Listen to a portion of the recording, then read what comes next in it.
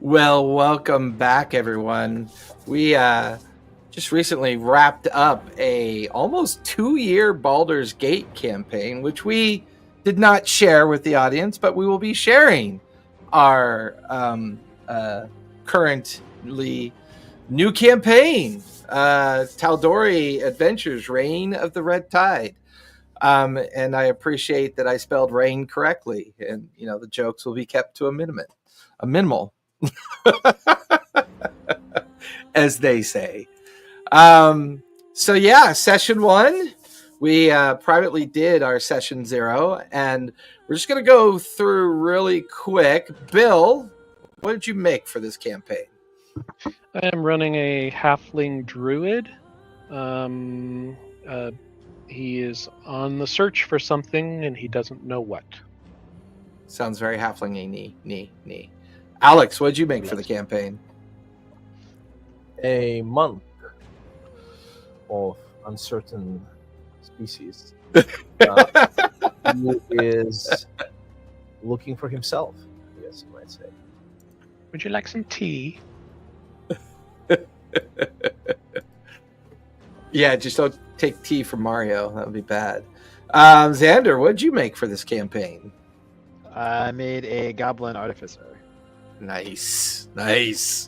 And I've had the joy of watching Slick in action in a one shot, and it was pretty fun. It was pretty cool. Slick and sleek.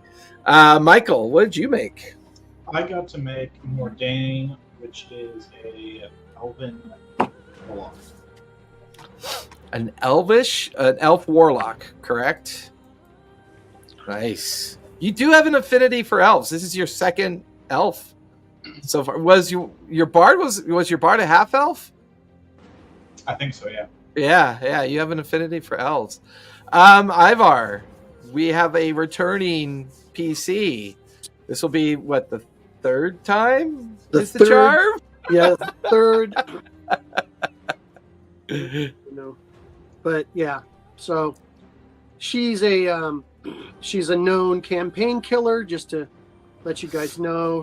The campaigns that she's been in have never really survived past 5 or 6 sessions before everybody had to quit because of pressures, real world affairs. Yeah, like they had a bad day at work, or technically Zephora did get to conclude the doing the big bad, just going right to the big bad. No, after 25 sessions, it wasn't too bad. 3 sessions, and you're like, okay, it wasn't 3 sessions. It was a little bit. It was a little bit more than 3 sessions. Make her 20th level. No, that's just not for me. That's not finishing a session. Yeah, that was a dark world too. Zephora Moonshade is a Yanti rogue. That's not nothing. You'll get to meet her. She's interesting. Sociopath. Oh, you know what? I forgot. I linked the wrong YouTube. Hold on 1 second. Uh-oh. I was wondering where my YouTube link was, and I wasn't seeing it. There we go. Hopefully that glitch will have been taken care of. I was looking at my OBS studio, and I was like, where's my YouTube link? And I inadvertently added RPG&Co. Well, I didn't inadvertently. I meant to add both RPG&Co and mine as well, so it might be a bit delayed on that end. So Exandria, more importantly, Tal'Dorei, and the era that we call the era of restoration. This is a time of the in-between. While the world clatters about dealing with the apogee and the destruction of a particularly nefarious elf, and bolstering once again the idea of Valsalheim's future within Exandria, as the Age of Divergence comes to an end, the Age of Restoration begins. It is a time when kingdoms are unsure about themselves. It is a time when even the revelry is unsure about its place within the open seas and the contested waters of Exandria. And to fill this void, and to fill this gap, new pirates, new influencing rogue types on the open sea are now at large. And small towns and small villages along the coastal regions have become their places of both secret operations and their ability to launch opportunity. More importantly, since Tal'Dorei was mostly spared the most recent activity, it would appear that Tal'Dorei itself has become a bit of a haven for these new and rising coastal pirates. Some have declared allegiance to those that maybe can offer the importance of allegiance. Some have not. Some have stayed independent, similar to our young Captain Sable, a drow elf of mysterious origin who sails a great brigantine known as the Leviathan. He has always been prosperous, successful, and he has resisted the call and the urge to avoid falling prey to picking sides, as he says. For the 5 that wield power along the coastal regions of Tal'Dorei, and these 5 do wield their power in very unique ways. With the absence of combined navies and the absence of combined resurgence of kingdoms, the seas have become a veritable harvest ground for the new pirates that are now gaining both reason and attention to these open seas. Great fat merchant ships, no longer protected by large navies, take risks and move across the open oceans between the many continents of Exandria in hopes of avoiding these pirates. Sable, however, is an opportunist. He thrives on the idea of rumor, relics, and the wealth of the world. He may not like to share with others, but he knows how to bolster and share with his crew. For crew is the most important thing, for sure. Crew is what keeps the ship moving forward, keeps the cannons firing at the enemy, and allows the crews to go ashore and retrieve the great treasures that he knows are hiding in these towns and villages up the distant coasts of not only Tal'Dorei, but the archipelagos and islands that make up the southern and northern regions of Tal'Dorei. A sense of pride in the Leviathan, for the Leviathan itself offers up unique opportunities for those that crew her. To take a short rest on the Leviathan offers enhancements to that ability. To take a long rest offers enhancements as well.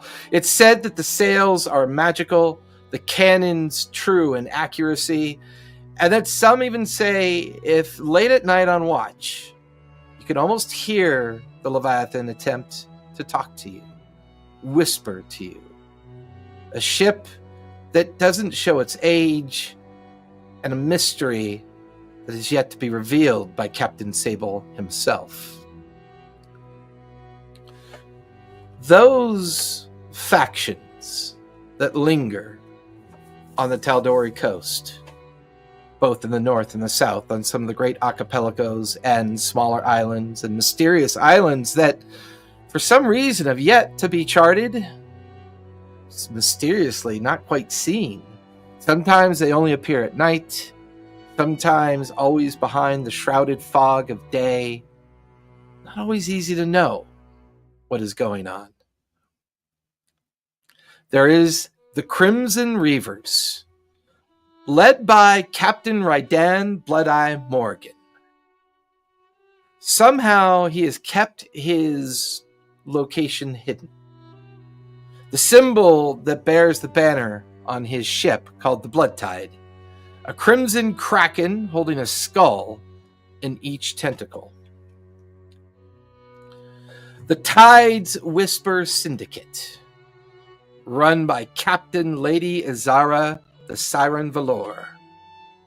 It is said that she resides in a secret cove near the Shale Step.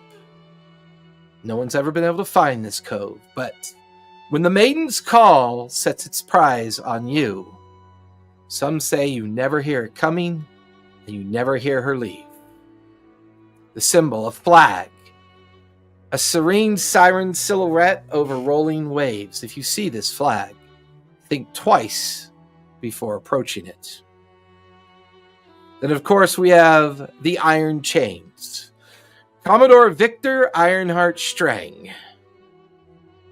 He keeps himself busy amongst a series of atolls called the Wreckjaw, somewhere near the southern peninsula of Tal'Dorei.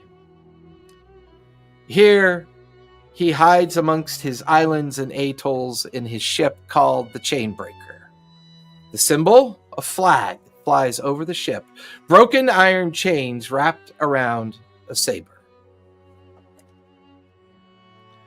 We have the Ghostlight Corsairs, captained by Silva Ghostblade Wren. She rides a ship called the Wraith. No one has any idea of where her base of operations are. Normally, a mysterious fog appears. She then comes out of that fog. Some say you're lucky enough to survive. Most tell stories of superstition and almost as if maybe she doesn't actually exist. Her flag, a spectral ship emerging from a mysterious fog. And then finally, the Storm Heralds, led by someone who goes by the name of Admiral Thorin Stormbringer Kael, a very interesting individual. He maintains an operative port called the Stormreach, hidden in some drifting, floating fortress that no one's ever been able to nail down. His ship, the Tempest's Fury, a symbol, lightning crossed tridents beneath a storm cloud. These are the 5 pirate factions that make up this unique situation. For the Age of Restoration may be bringing balance or attempting to bring balance back to those kingdoms, striving to deal with the fact that they no longer are admired by the gods. Pirates, through their own superstition and through their own understanding of life, deal with the uniqueness of life on the open sea. Whether it's seizing ships, laying waste to villages and towns, and getting what's theirs. The politics of the pirate factions always keep things interesting. While these factions kind of coexist, there is no real agreement. Not even the Revelry has been able to challenge these factions. The Revelry now sits in a kind of distant past of itself, no longer the great power of pirates that were once feared. And many pirates have drifted away because of this. The crackle of lightning in the background, overwhelmed by the sound of the cannon. Explosions ripping through the air. The cannonade going off over and over again. The five of you lean on the banister, facing the direction of the town that is now engulfed in flame and smoke. Captain Sable stands up by the quarterdeck, his eyepiece in hand, as he stares out across the open water, the town that is now on fire. Once again, a final salvo goes off. A barrage of cannon lane wastes to the docks and small boats in the small harbor of the town. This town is small by all standards and comparisons, but it is under a heavy fuselage of fire. A feeling that whatever Captain Sable is looking for, he believes it to be here. And he's going to find it.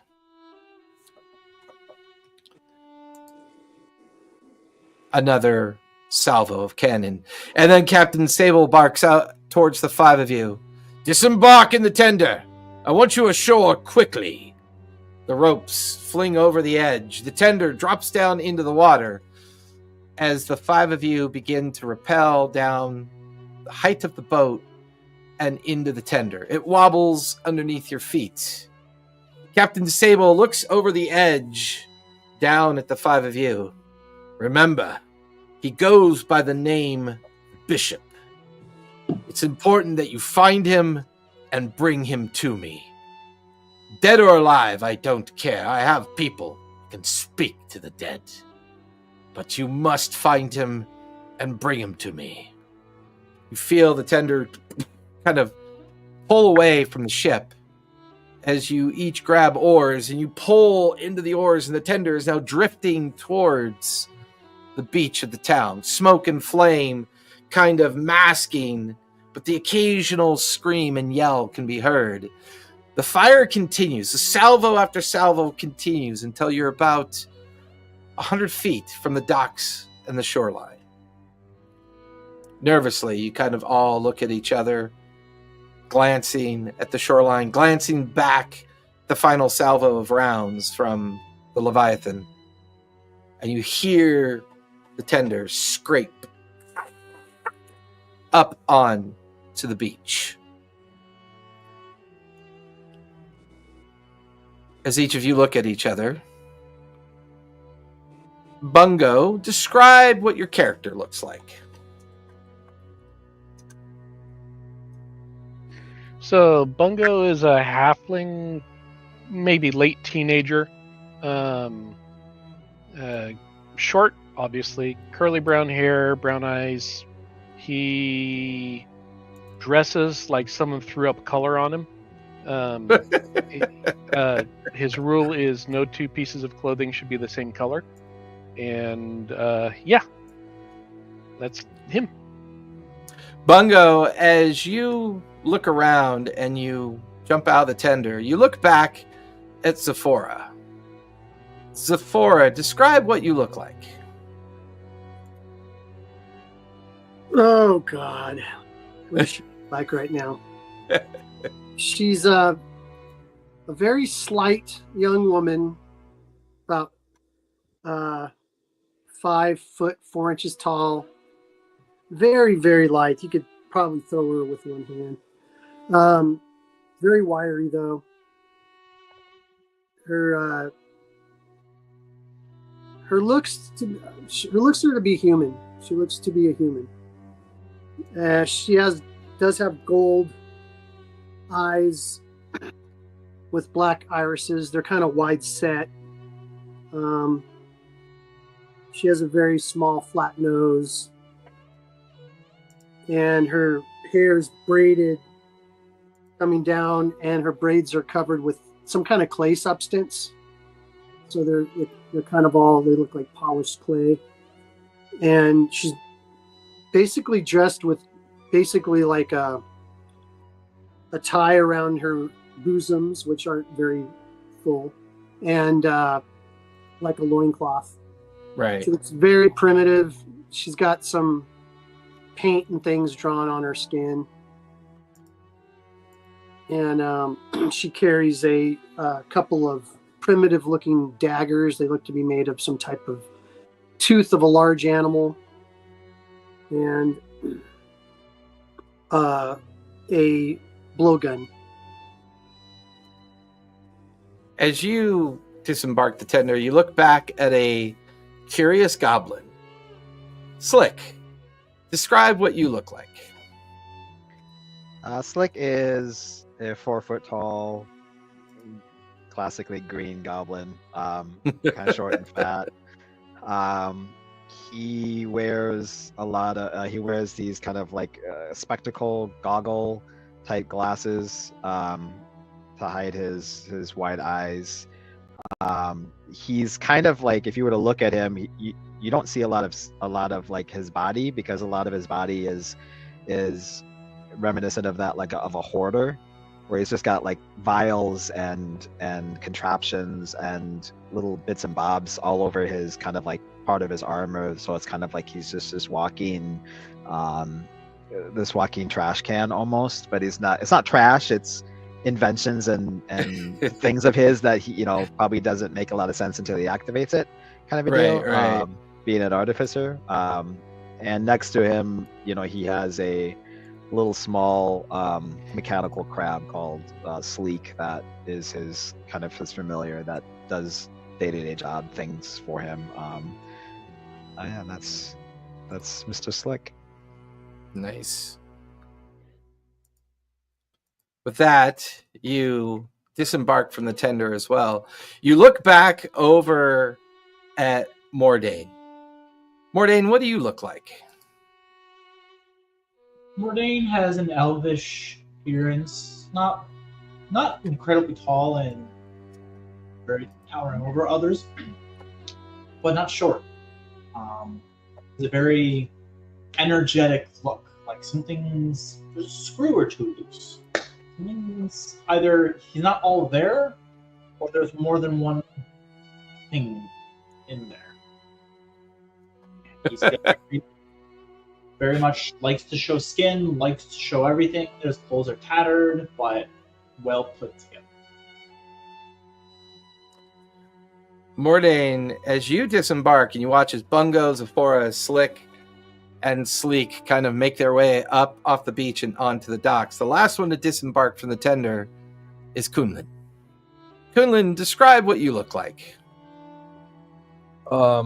He's kind of tall, wiry, muscular, darkish skinned, covered in tattoos that seem kind of like weirdly shimmering. And if you look at them, I look back, I look away, I look back, it looks like they changed somehow, but it's kind of hard to tell.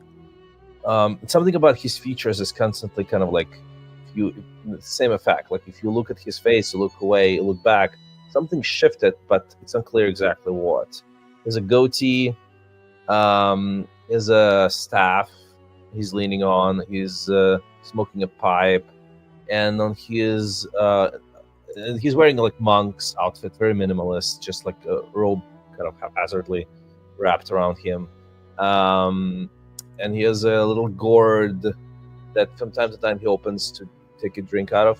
When he opens that, there's like a smell of this like horrible medicinal alcohol. Just like, I don't know if any of you guys have been to Chicago and heard of Malort or tried Malort. Oh dear God! Yeah, it's like this like medicinal alcohol-y substance that like everybody just what is that? But he just like swings it, and he walks with this like kind of like staggering look, as if he's not like all there all the time. So from time to time he just stops and like sharply looks, because if he's like seeing something you're not necessarily seeing, he's definitely in the world of visions of his own. With that, the tender is secured on the beach. The five of you come off the beach itself and onto the docks. Looking around, the fire, the flame, the smoke kind of engulfing the immediate area. Can't but notice that you see silhouettes of people in the smoke. Finally, you hear a chorus of screams and yells as you see figures begin to emerge from the smoke, holding clubs and weapons in their hands as they begin to charge you. I need everybody to roll for initiative, if you would, please. Ooh, first roll of the campaign. Yay. Don't jinx it. Don't take that. Oh my gosh. You jinxed it. Very much.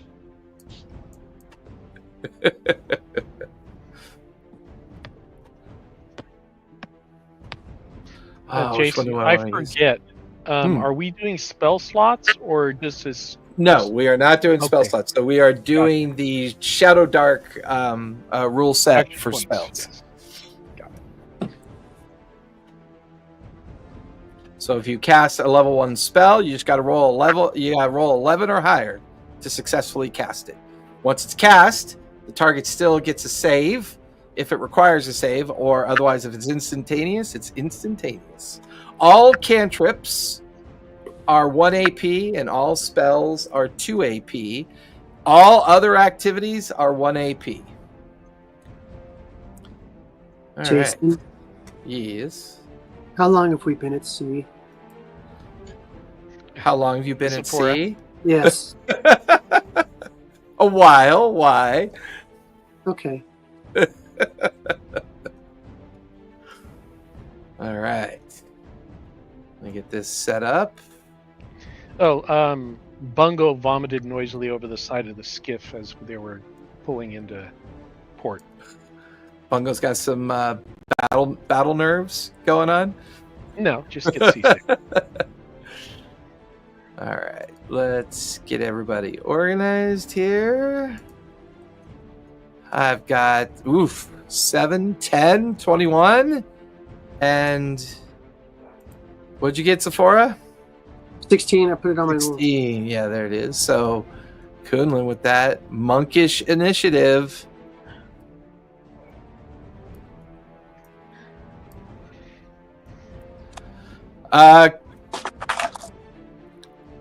Exandria is part of Matt Mercer's universe. It is the world of Critical Role, if that makes sense. I was answering Earl Dub's question. Where is Exandria? What's up, Earl Dub? Thanks for watching, man. So with that, Kunlun, you are up with the bad guys on deck. All right. So what are we looking at? Where are the enemy? So you guys are here, coming up on the docks. Looking around, you can see individuals coming out of smoke and flame, carrying clubs and short swords. Kind of like, and they look very kind of overwhelmed with like smoke covering them, you know, and you can tell that their clothes have been singed. You get the feeling that these are the people that have kind of survived the constant fusillades and salvos of the Leviathan's cannons. And you're the first targets they've seen, so they're staggering out of the smoke and fire, yelling and kind of rushing towards you. You can see groups to your left, you can see groups in the middle, and you can see groups off to your right, coming in staggered numbers of 2 and 3. All right, boys. Looks like we've got some trouble. Yes. Oh, boys and girls. Sorry, there's women in here. Sorry. Boys and girls. Sorry, Sephora. Sorry for what? What are we looking for again? The bishop. Should we fight our way through to where he may be hiding? Well, I'll let you go first, because, I'm a tiny guy, so. Kunlun just sort of like shrugs his shoulders, like, all right, and just like staggers forward and charges at the first guy in front of him. All right, I'll put you in base with this guy right here. As he like runs towards him, he kind of like does like a slides on the ground towards him, and like under him, and like tries to grapple him with his feet and with his hands. Nice. Athletics or acrobatics, if you would, please, for the grapple. Acrobatics. I don't know why I rolled. It's the excitement. It's excitement. The yeah. first combat. 14. Right? It hardly ever happens, honest. I know. You hardly ever prematurely rolls. Oh, shit. The 4 is definitely in the house. All right, so I rolled 14. Yeah, I definitely beat my 8. So he is currently considered grappled. You have 2 AP left. So he first thing he does is like he just slams his head into the other guy's head. Oh, Like they're both lying on the ground, and yeah. he rolls on top of him and just slams his head with his head. Yeah, go for it. Make an attack roll. So that would be, I guess. And I'm going to give you advantage because it's just fucking cool. Okay. That was a pretty cool description of how you grappled him. I like it. So just like how does the let's see. Oh, I don't have flurry of strength. Okay, never mind. You're a little baby monk. Yeah, yeah, exactly.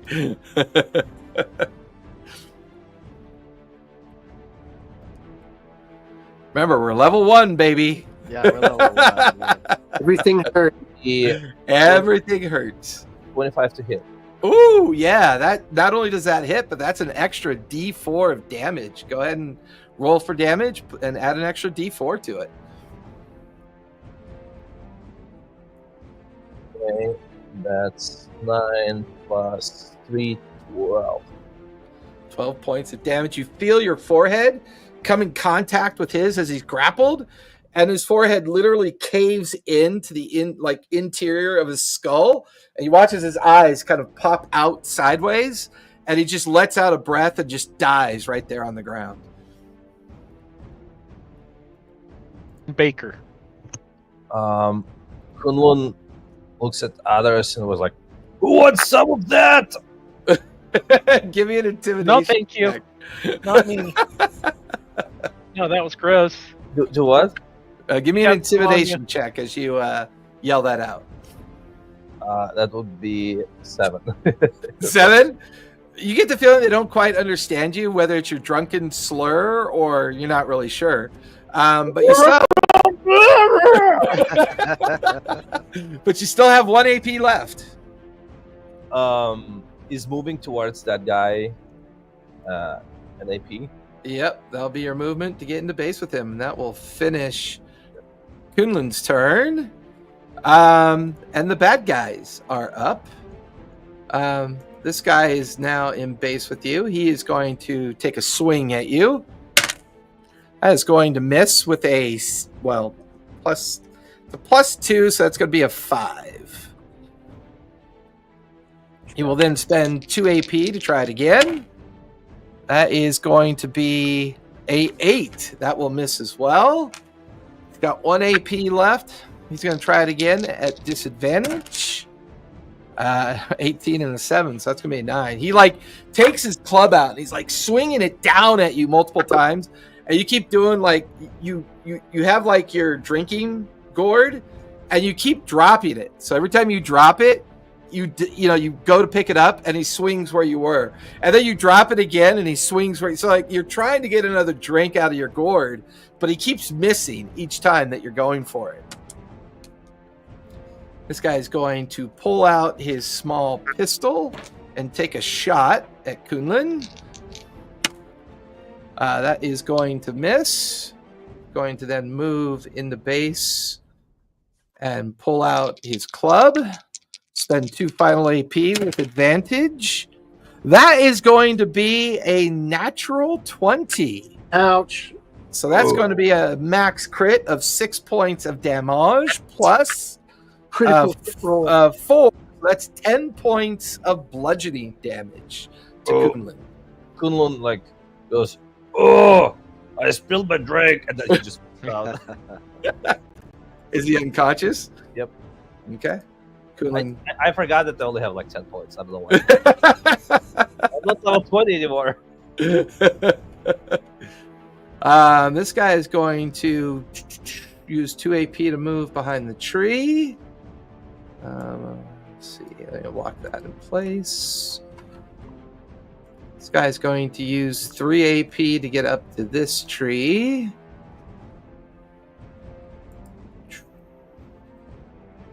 This guy's going to use 2 AP, and then he's going to pull out his pistol and take a shot with advantage at...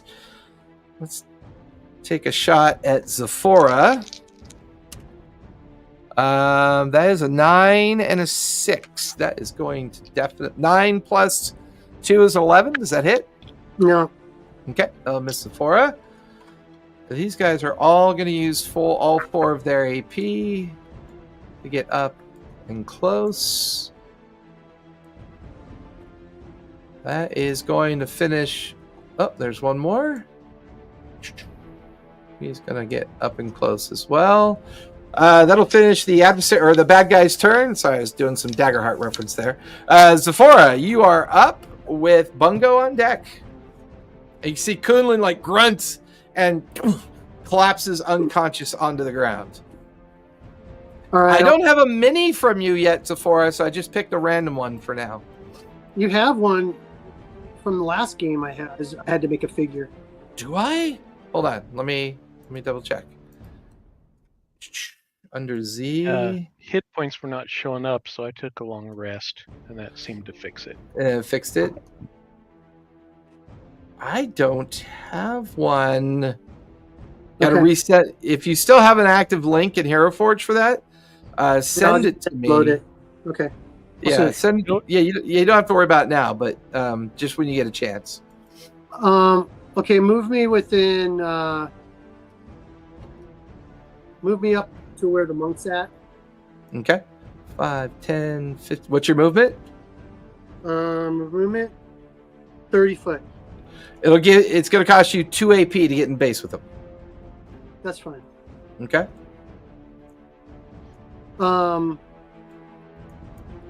Okay. So 2 AP left. Yeah, I'm going to use Charm Person on that guy. Nice. Wisdom save, correct? Yeah, so I'm going to roll. You got to roll to cast. Roll to cast. There it is. First time. First time with the Shadow Dark rules. Ivar's been bugging me for a while for the... I got it. All right, so the spell goes off. Now I got to put in a Wisdom save. That is going to be a 10 minus 1 is a 9 for the Wisdom save. It'll fail. Okay. So he is now... You get to use modifiers when you cast a spell for that initial roll, success or failure? No, it's a baseline DC 10, and then you add the level of the spell that you're casting. And you add the modifier for your class's spell casting, or you add your spell casting modifier to it as well. Spell attack or just modifier? Just the modifier. Okay, thank you. The spell attack modifier helps set the DC. The spell modifier just represents your affinity for spell casting. Got it. Okay, so he's charmed, right? And that's a spell, correct? Yep, that's the Charm Person spell. Okay, that will finish your turn.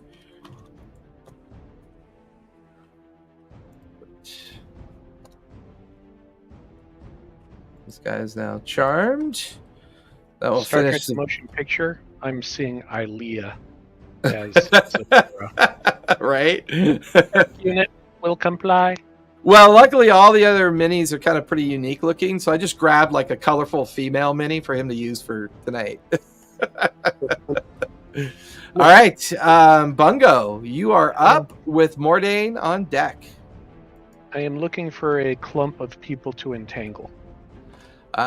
These 3 maybe? Sure. Okay. And do I just roll a d20? Yep, you gotta roll to cast.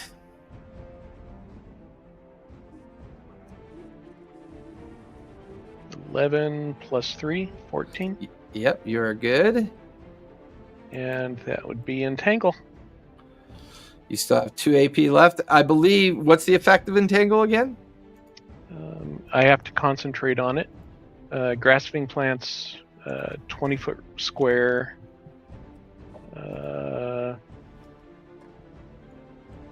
Restrained until the spell ends. Strength or athletics check against my spell safety. I believe it's difficult terrain, correct? They move through it? Yes. Yes. Yep. Their speed is slowed. Love that spell. Love it. You still have 2 AP left. I will Starry Wisp one of the folks straight ahead of us. Okay. A Starry Wisp is a spell or cantrip? It is a cantrip. Yep. Cantrips you do not have to roll to cast. Okie Oh, 19 to hit. 19 will definitely hit. Roll for damage. 7 radiant. 7 radiant damage. He is staggered and restrained. He kind of stumbles into the ivy. He is looking very rough. Oh, I was aiming at one of the ones that was not entangled. Gotcha. Let me put on my spotlight so I can remember that. So this one right here in front of you. Yep. So he'll still be staggered and look very rough. And if I cast it again, it's at a disadvantage, right? Yes, because it's a ranged spell attack. Yep. Or you could pick a different target and roll regular. Oh, different target then. The Okay. one right behind him to the right. Yep. Go for it. okay. I just sent you my Hero Forge. Jeez. Natural 20. Nice. Max Hey. crit. So Go ahead that's- and max the die roll and then roll it again.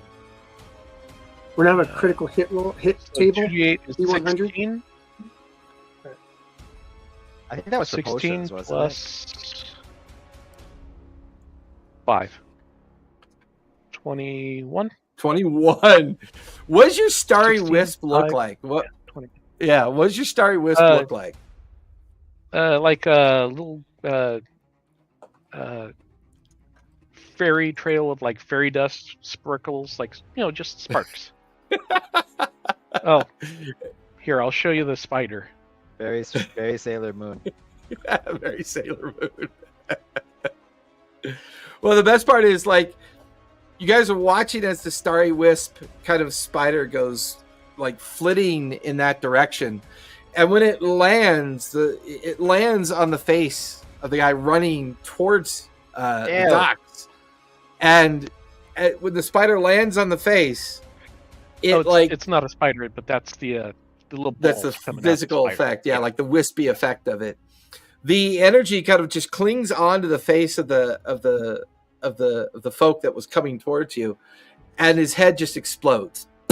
And when the head explodes, it's just a little bit of a serrated like neckline left, and there's all these sparkles that kind of drift as he collapses dead to the ground. Yikes. Well done there, Bingo. Wow, his head popped like a gourd. Yeah, pretty funny, huh? I'm glad I wasn't close. You still have 1 AP left, Bungo. No, that was both. I cast a spell and 2 cantrips.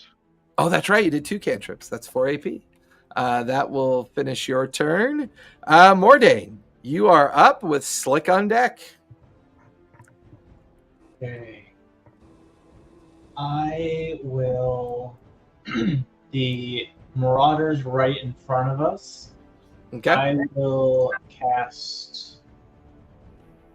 For myself. Okay, so I can't do that. I will just do Eldritch. Kind of. Cantrips are one action, right? Cantrips are 1 action, correct. Okay. So kind of like mimicking, kind of like being a pirate guy. 1 Eldritch Blast, 1 Firebolt, 1 Eldritch Blast, 1 Firebolt. I mean, technically, you've got 4 targets in front of you. You could hit each target once if you wanted to. That's what I'm gonna do. Yeah. Almost like you're doing like spell shooters, cackling the whole time. Okay, so the 2 Eldritch Blasts hits for 24 and hits for 18. The first one will hit for 24 on this one. Go ahead and roll for damage with an extra D4 of damage. Why is that? That is 6 damage for the first one. Nice. He will drop dead. There's a hole in his chest, and as he blasts backwards. The other hit for 18.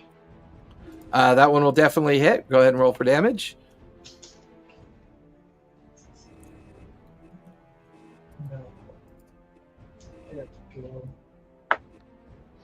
Four. 8 4 force damage for whatever the D4 is. Nice.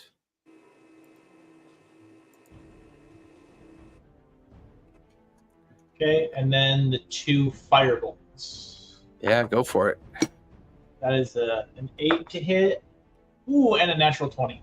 The 8 will obviously miss, but the natural 20 will hit for max crit. So that is 10, and then I roll again. Yeah, so you do max, and then you roll the die. Okay. 7. That is 19 to hit. Woo-hoo-hoo-hoo! Blasting a hole in his gut. He just crumples over into the vine.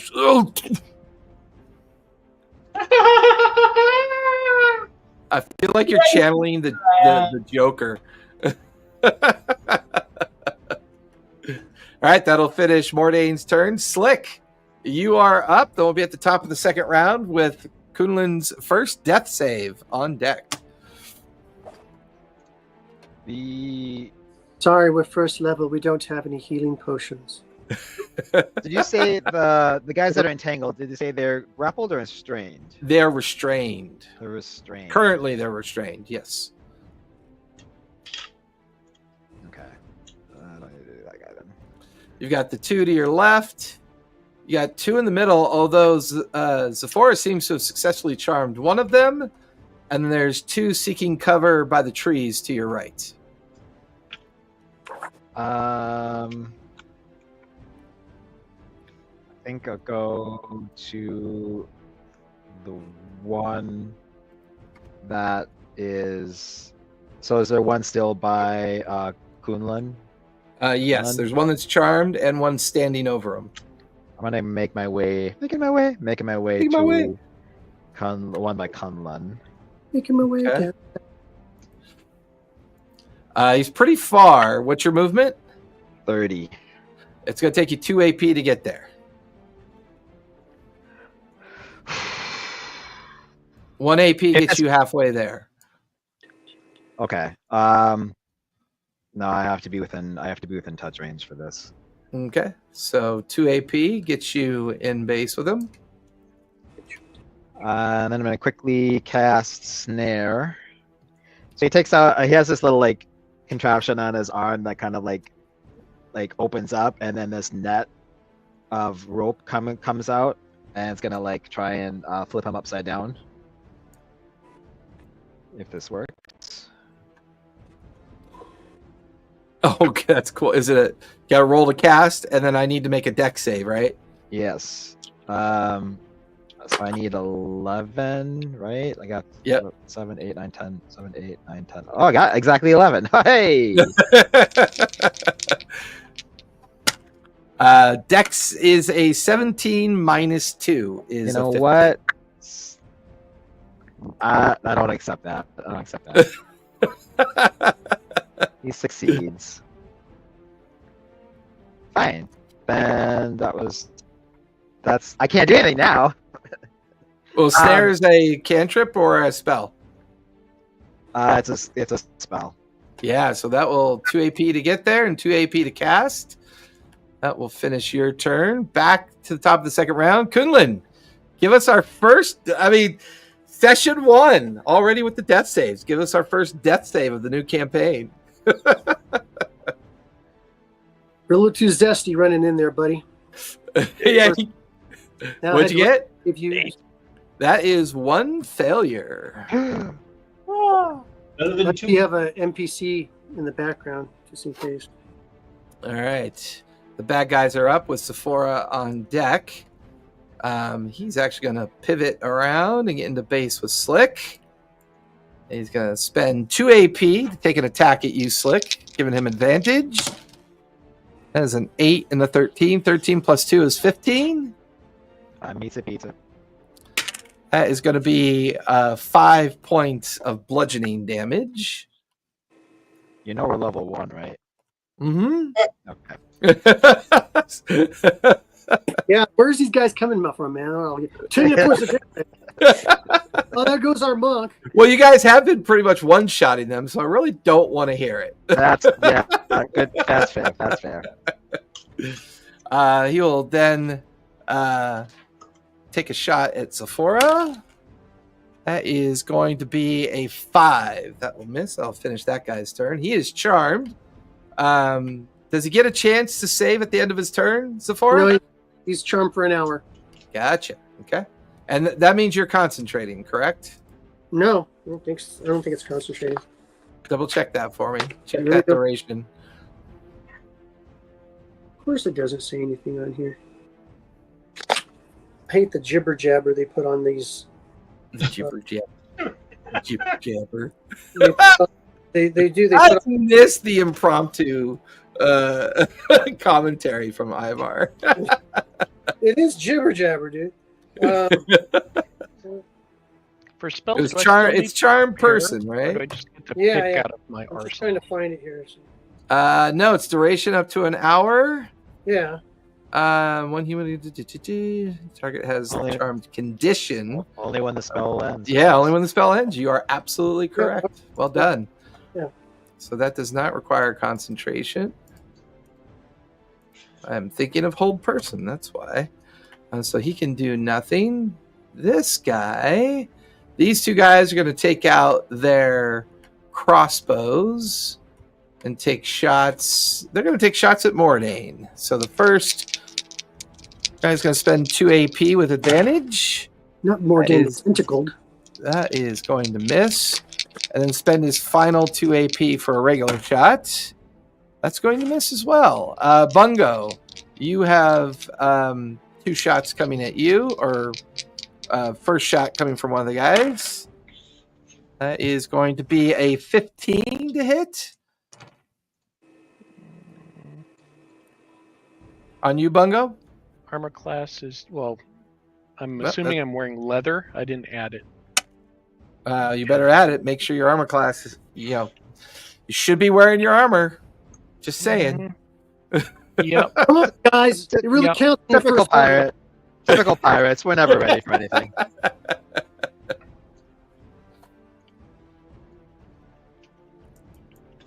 Fly by the seat of our pants. Well, currently Bungo has no pants. Right. I just want leather armor. I don't want weird leather armor. Armor class 11. Okay. That's going to be 3 points of piercing damage. 2 AP for regular shot. That is going to be a 7 to hit. That's going to miss. These guys who are currently restrained by you, Bungo, they need to make saves to get out of there.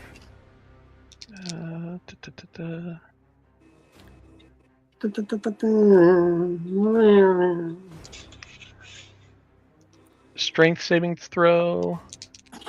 Take an action to make a strength saving throw against my spell save DC. First guy got a natural 20, so he will he's be able to boost. move out of there. So he's got 3 AP left. He's going to spend an AP to get in base with Mordain. And then he's going to spend 2 AP to strike at him with a club with advantage. That is going to be a 13 to hit Mordain.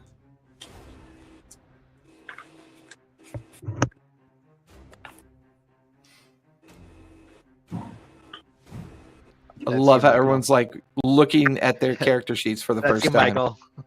That's you, Michael. Mordane. Yeah. How much to hit again? It was a 13 to hit. Damn. Okay. Meets it, beats it. It beats it. That is going to be 3 points of bludgeoning damage. The other guy's going to try to break out of the vines. God, I just rolled another natural 20. I'm liking this dice. He'll break out, and he'll get in base with Bungo. Then spend his final 2 AP with an attack with advantage. 7 plus 2 is a 9. I think that's going to miss because your armor class is 11. Yarp. And I think that is everyone who can go. That will finish the bad guy's turn. Zephora, you are up with Bungo on deck. I will take one of my dice or my, actions, and I will bind wounds on the monk. Give me a medicine check as you try to stabilize Kunlun. Medicine. You're dead, buddy. Yeah, I rolled an 8. Stu. I rolled an 8. So Yeah, unfortunately, his wounds are worse than you thought, and you are unable to stabilize him. okay. Still have 3 AP left. All right. The charmed one. I go. My lord, will you please take me to Bishop? He kind of looks at you strangely. Bishop? I don't know no Bishop. Is he a friend of ours? He might be. I don't know. I guess he could be over at the chapel. Sure. And he just kind of starts walking away, expecting you to follow him as he's like walking towards the chapel. Okay, I'll follow him. Yeah, I'll use his reaction to do that. 1 AP. You still have 2 AP left. as you're Well, following before him. I do it, can I try to bind his wounds again? Sure, go for it. Fucking me. See what you're doing, monk? Fucking use my goddamn AP. Finally, something good. 17, 18. So a 19. 19. You manage to stabilize Kunlun. He is still unconscious, but no longer having to make death saves. Okay, I'll use the last 2 of my AP to follow this dude to Bishop. Okay. Did she say Bishop or get the Bishop? He It's said called get Bishop. the bishop. Oh, okay, that makes sense. Yeah, I thought I didn't hear the. I didn't hear I that. didn't hear the either. Yeah. All right, that'll finish the forest turn. Bungo, you So- are up. For spells, Mhm. can I just cast anything I know, or do I need to still prepare them? They have to be prepared. Technically, Okay. they don't. We don't use spell slots anymore, but technically, Yeah. spells have to be prepared. Got it. Okay. Is there still anybody entangled? No. Okay, I dropped the entangle. Okay. So you're no longer concentrating on that. I'll blast. I'll starry wisp the guy in my face. Okay.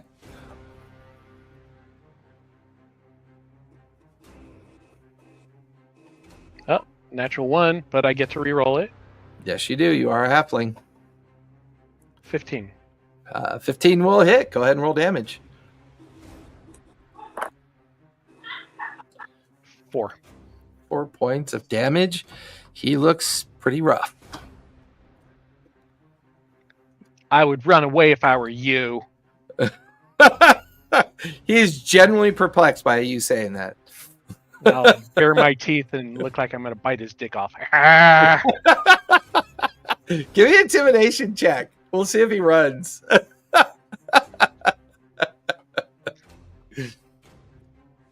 14. You know what? I'm going to have him make a wisdom save. He genuinely believes you, so he's going to use his reaction to run away.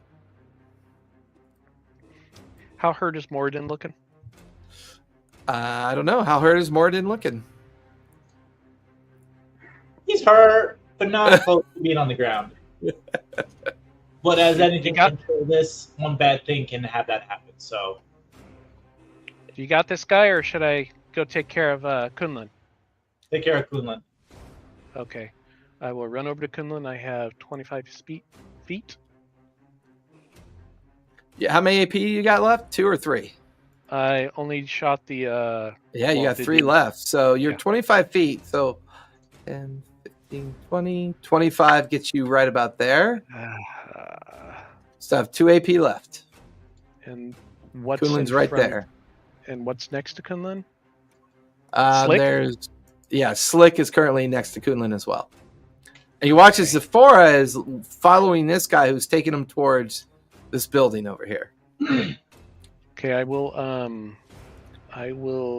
run the rest of my movement. Wait a minute, it takes 2 to run, right?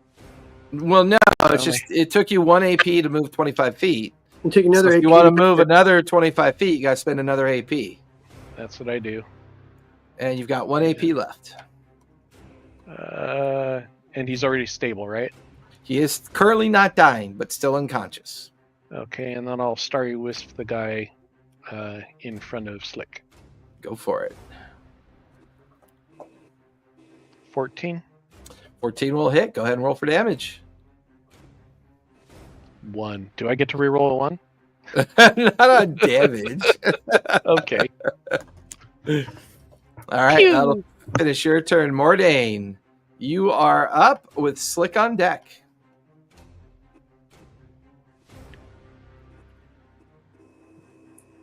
Calling you Moradin?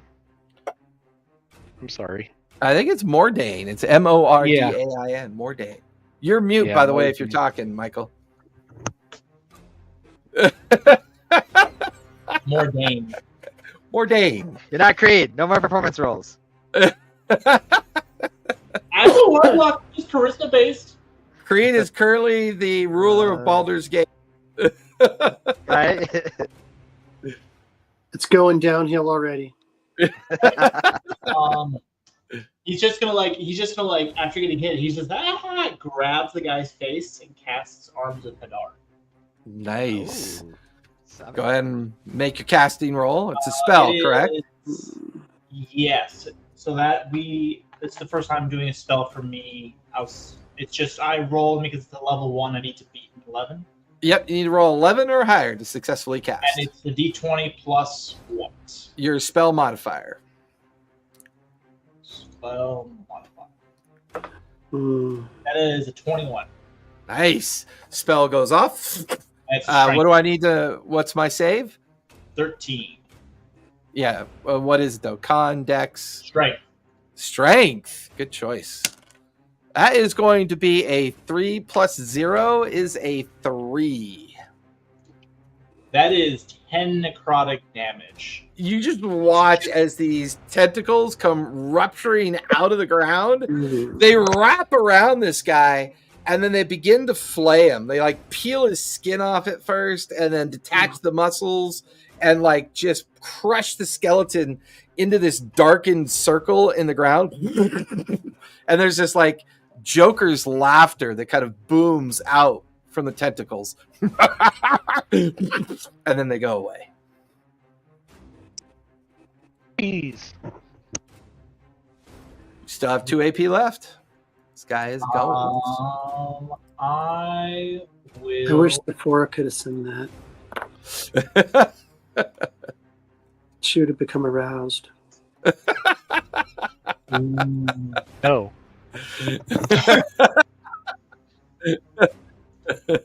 Okay, so what enemies are in my range? There's one guy that's running away because Bungo threatened to bite his phalanx off.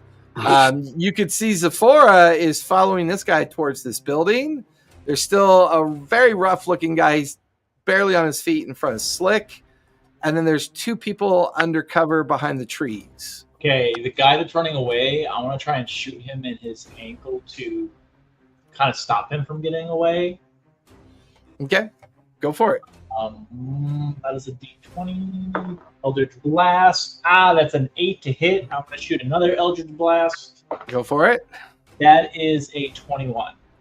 That second Eldritch Blast, if you want to avoid the disadvantage, you have to... oh, that's right, because it's against the same guy. Correct. So, but to avoid that, you could spend 2 AP and then take that 21 to hit. But I didn't spell, and then this is my fourth one. So spell, 2. and then so it's cantrip at disadvantage. So yeah, you got to roll another D20 and against that 21 and see if you could still hit him.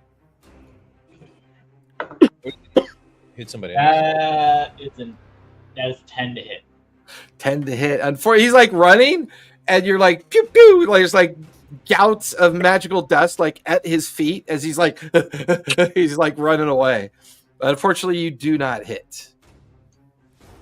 That will finish Mordane's turn. Slick, you are up. We'll be at the top of the third round with Kunlun no longer needing death saves, but he's still unconscious. So the whole rope thing didn't work. Our contraption. He like takes a hit, and then as he falls back, he like grabs his rope again to try to like put it into his, to reset it or whatever. And as he's resetting, he says, Maybe it doesn't work. he takes his other arm, and another little cannon comes out, or a little thing on his wrist opens up, and he shoots out behind him a globule of this white liquid. And then when it lands, it splatters into grease. I want you guys. Nice. Hey, Slick, you sound like you're doing the land speed record and we're talking to you on a microphone. I think your microphone is out. Up to 300 miles an hour. I mean, I'm Minnesotan, so when Midwestern, we talk really fast. So Nah, it's your microphone doing that chattering thing again. Oh, is it thing? I mean, yeah. Well, you can blame my internet for that. So you can call. Probably. Tell Yeah. them to do The something. term is called roboting. Just tell me Slick the robotic. Which kind of jibes with your character, so it works. Cool. Awesome.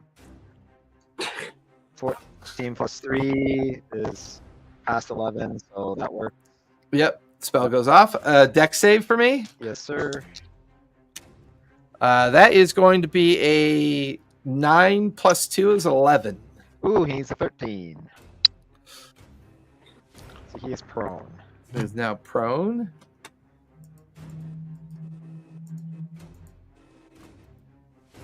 I fell on my base. Finally, my ingenuity pays off. I think you have 1 or 2 AP left, right? Yes, I'm gonna take my dagger out and just start stabbing him. Yep, you have advantage I love it. because he is prone. Murder hobos, murder hobos. No one will survive this village. Woo! Not 20. This is the village of Nice. Max crit. Max out your damage and roll the dice again. Is this the village of Hamlet? So it was a 24. Does that add any of the heavy or extra the D4 thing or whatever? Oh, Initiative League. What's going on, man? Who is that? What do you call that? Not a double crit. Max crit. Max crit.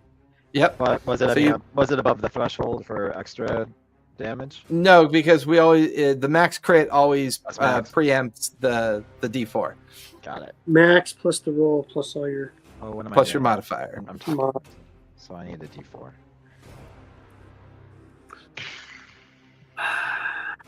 D4. Why did I get to see that? 6. But none, they don't stay. So that's gonna be 8 points of piercing damage. 8 points of piercing. You just bring the dagger like down into his chest. The sternum kind of caves in, and he just lets out a gasp of dying breath. He's gonna take a little vial and pick up some of the viscous blood just to kind of analyze it for later and put it back on his belt.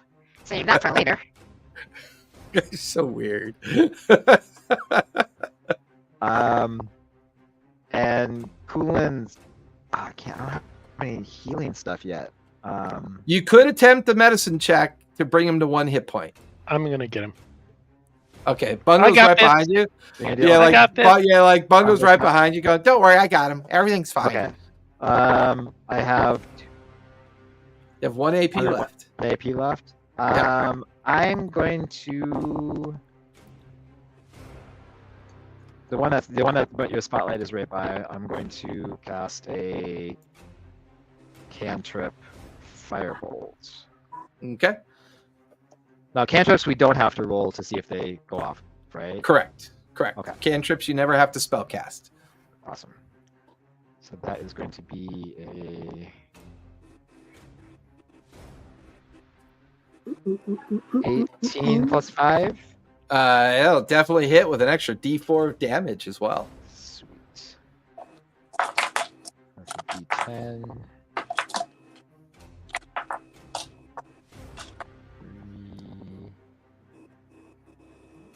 3, 4, 5.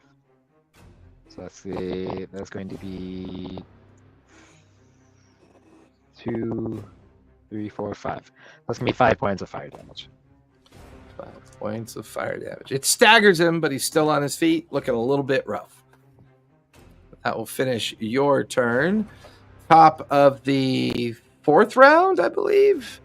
Top of the 4th round. Kunlun, you are still unconscious, but no longer having to make death saves, as Zephora was able to stabilize you.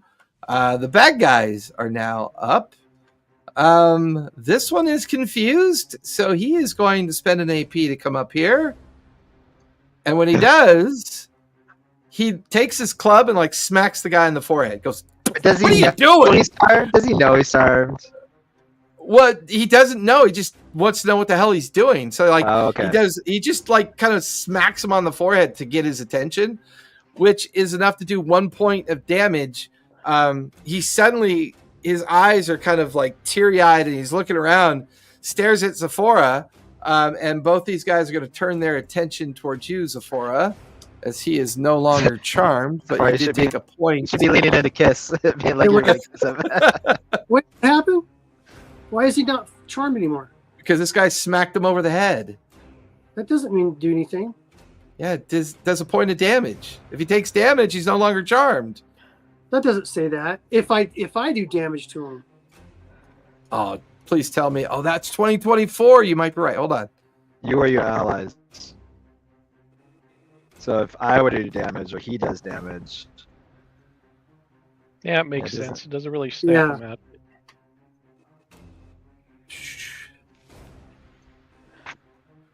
Actually, doesn't say in the new 2024 rule for charm person. so on a failed save, the target has a charm condition until the spell ends or until you or your allies damage it. He's friendly to you. When the spell ends, the target knows he was charmed. Yeah, you know what? Yeah, I'm going to keep him charmed then, because you're right. That does not specifically say that undoes it. okay. So the other guy's like, "Hey, buddy, what do you mean? There's nothing wrong. Everything's all right." Quit hitting me! But he is going to lash out at Zephora, confused. So he's got 2 AP left. He's going to take a swing. That's going to miss. And then he's going to take a second swing at disadvantage. That is going to miss as well. This guy's going to pull out his crossbow and aim it at Slick. Slick, you got a shot coming at you. That is definitely going to miss. Bungo, there's one coming at you. That's going to miss. And then Moradane, there's going to be one coming at you. That is going... Jeez, I can't roll over a 7. And then Slick, his final shot coming at you. I just rolled another 6 plus 2 is an 8. All 4 of his shots miss. This guy's going to realize that Bungo's right there, and he's going to kind of pivot and turn away and run back towards Moradane. 2 AP to get in the base with Moradane. And then he's going to take 2 AP to take advantage. That is a 6 and a 12. 12 plus 2 is 14 to hit. That is going to be 4 points of bludgeoning damage on you, Moradane. That will finish the bad guy's turn. Zephora, you are up with Bungo on deck. Okay.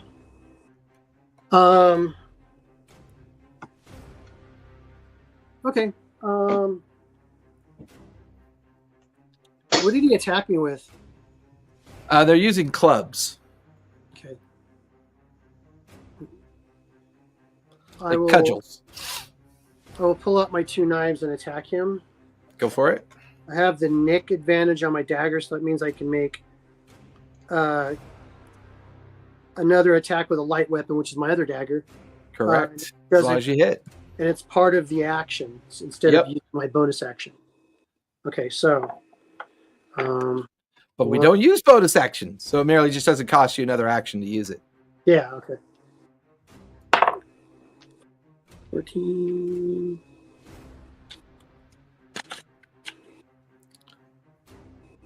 Yeah, 18.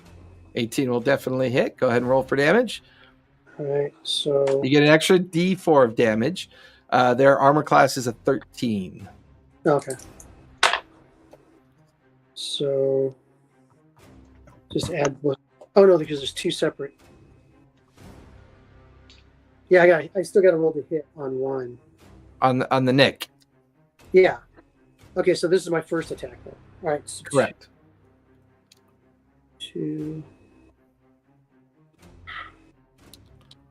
Son of a bitch. Where does it have it on there? So where's it? So those for 2. Okay, so that is right then. Okay, cool. I just wanted to make sure. Fine. So 7 hit points of damage. Yeah, he is staggered. And Go ahead and then- make your nick attack. All right, so it's going to be a 14. 14 will still hit. Go ahead and roll damage. 1. So 6 hit points. 6 on top of the 7. That's enough. The blade is in his gut. As you pull the blade out, he collapses dead I just onto the cut ground. and then pull him out at the same time and watch him drop. And then I turn to him and I go, "Shall we continue to go see the bishop? Of course, that man was very rude. Let's go. He tried to hit me." Spend the rest of your move to go inside. I'll take the 2 of you inside. Finish your turn. Bungo, you are up with Mordain on deck. Cure wounds on Kunlun. Still got to roll your casting ability. 7, 8, 9, 10. Level 1. You need 11 or higher to successfully cast. I need you to roll a D100 if you would, please. Oh, neat. Here we go.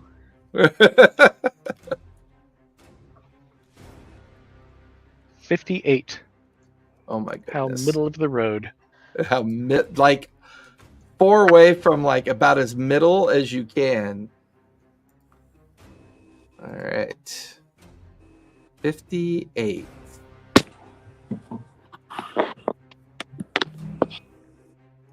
Oh, that is the wrong one. Where are you?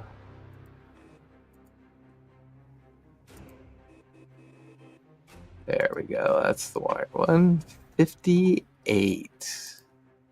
54. 54 or 58? 8. 58.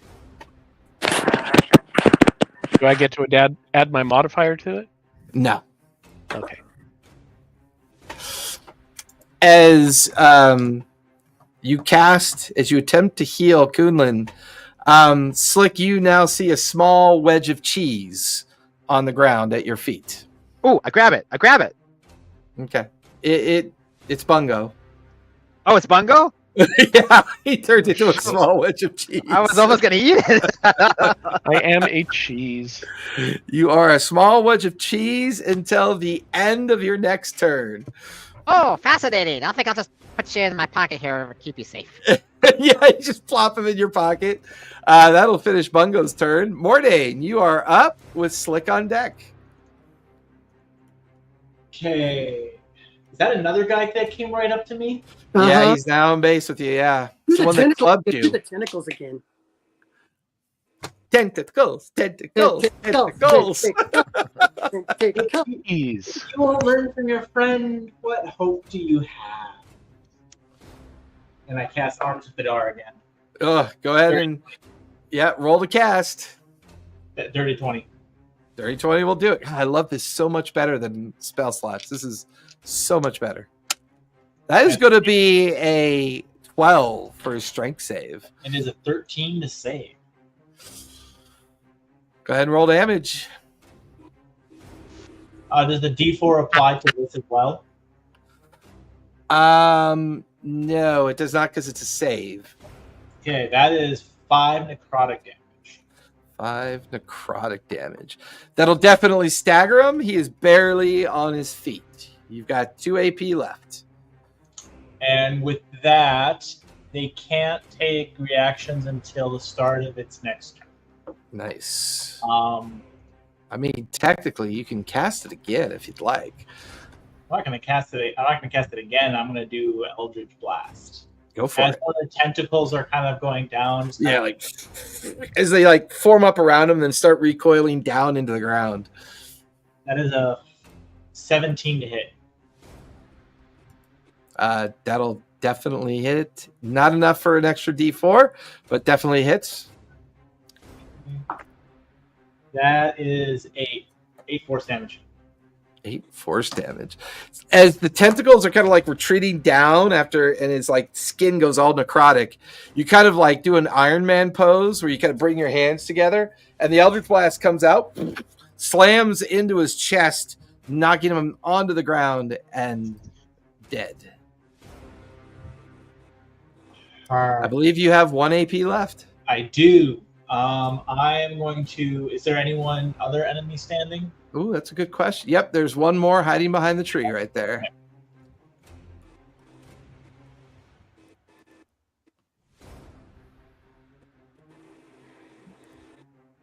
Can I see him? No, he's under full cover. Okay. Then I want to prep a reaction, which can kind of happen whatever, but I can't do anything, so in cackling frustrating energy, I'm going to shoot an Eldritch Blast at the boxes to the right. At these boxes? Yep. Okay. Boxes get splintered and kind of spout up into the air. Where are you? That'll finish your turn. Slick, you are up so far. There's just this one guy left over here by the tree. Crossbow in hand, he's frantically trying to reload it and get ready to shoot again. So, Bango, do you want me to throw you closer to the enemy or closer to the chapel for when you pop back to your normal self? Are you asking the player or the cheese? I'm asking The player. I'm sure the cheese can't respond, so I'm going to ask the player. No, he's a bunch of cheese. Yeah, yeah. Just toss me wherever. Put me on Kunlin's chest so I He's can. back on his base. Yeah. Kunlin, the cheese-eating monk. No! It's literally a form of Pokemon. Knowing how Alex plays his characters, he probably would do that. So. Yeah, he would. He'd totally like wake up from his unconscious condition, and, like eat a wedge of cheese. Oh, thank you. Why not pick up in a smelly pink dungeon? So bad. So I'm gonna take the cheese back out and be like, put him on top of Kulin's chest. Are you gonna just take a bite, see what it tastes like? You know it looks delicious. Oh my gosh! Then I'm gonna take.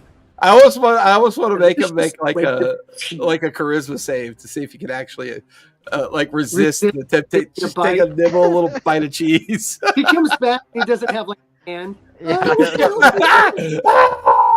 He's like, It's out of my hands. I think he's out of my hands. I put it on the chest. I'm not responsible for it anymore. Out of your head. Smell your fingers and go. and I'll say it's a free action for you to set the wedge of cheese on Kulin's chest. Okay. Then he's gonna turn and he's gonna funnel with his like little flamethrower and he's gonna firebolt again. See if he Go for it. firebolts. 8, 9, 10. Ah, right on the dot. 11. Nice. Cast goes off. All right, so that's gonna be another 8, 9, 10, 11, 12, Ooh. 13 to hit. 13 will definitely hit. Okay, That that's is their armor class. 10, 6, 7. 2 points of fire damage. Oof. He's still on his feet, but that one staggered him. Okay, and then you see from his boot, he clicks his boot real quick, and then like a little contraption goes, and then like a gun fires a ray of frost at him. Nice. Did you just get smart, your boot? Yes. Like the steel toe opens and a ray of frost goes out. 13 plus 3. Well, 13 is gonna be enough. So that's Is it a cantrip? yeah. So that goes off. Okay. Yep. Oh wait, we don't have 13 to. I don't have to roll for it because he's a You don't have cantrip. to roll cantrips, but that can count as your attack roll. So that would, or is it a save for me? So 13 plus 5 then to hit. 18 will hit with an extra D4 of damage. Go for it. All right. I'll be right back. Sorry. Okay. 8. That is 2 and 2 is 4 points of frost damage or cold damage. He literally has 2 hit points left, but he is bloodied. He is bloodied. Well, in that case, ooh.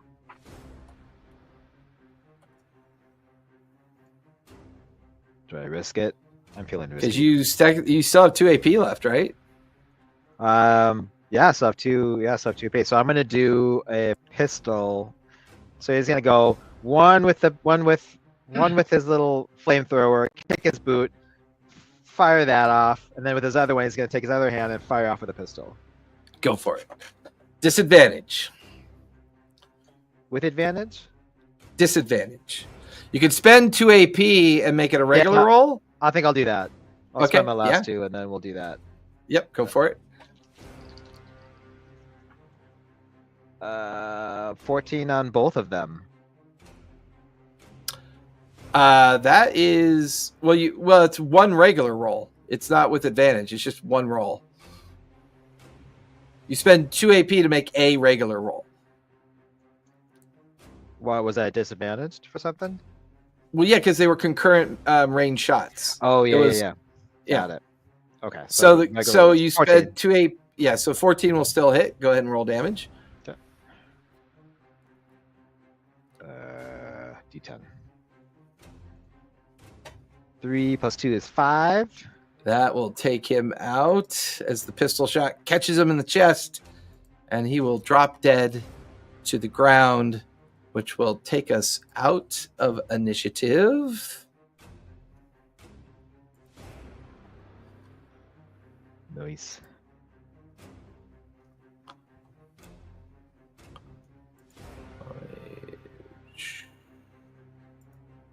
Gets out of initiative. The sounds of battle kind of fall away, and all around you is the crackle and sound of fire and smoke. As far as you can tell, Zephora has gone inside one of the larger buildings nearby with one of the charmed guards at the same time.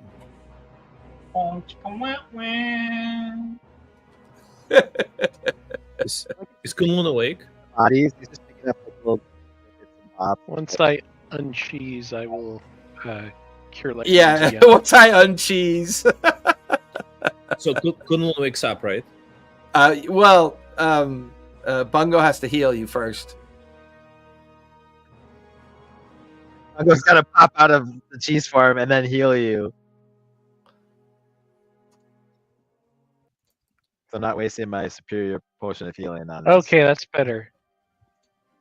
20, not natural. Nice. Nice. And 17 hit points back. Okay. Kunlun, you are now awake. You get 17 hit points back. Oh, I had a terrible dream. I dreamt that there was a wedge of cheese on my chest. Kunlun goes to one of the fallen guards, and like somebody who has like about the same physique as him, Okay. and takes off his clothes, and then he changes into them. He like quickly disrobes and changes into the. Hey, I guards. don't know what's going on, but I'm in.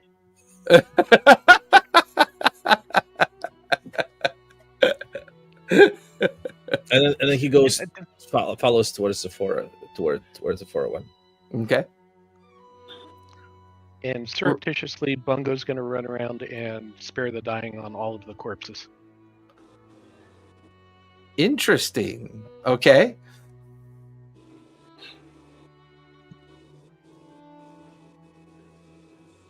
And then he'll go inside the building. What does it do? Prevent them from being undead? It makes it so they can be rezzed or healed. Oh, nice. Before they come to We got a goody Consciousness. two shoes in the bunch here. no, before they come to I'm gonna counteract this. Before they come to consciousness, though, can I quickly loot them and? Yeah, give me an investigation Oh. check as you kind of rifle through some of the bodies. Okay. And I'll say, Kunlun, give me an investigation as well, because you undressed the one. We'll see if you find anything. I got a 14. 13. Nice. 13. His dirty underwear. He had 3 silver in his pocket, carrying a very simple club, a dagger, and a crossbow on his person, with about 10 shots left on the crossbow. Slick, you find pretty much the same thing. These guys are all... you don't get the feeling that these guys feel like militia or They're people... the B team. Yeah, these feel like people who were just kind of taking it upon themselves to defend Regal, the name of the town, which is Regal.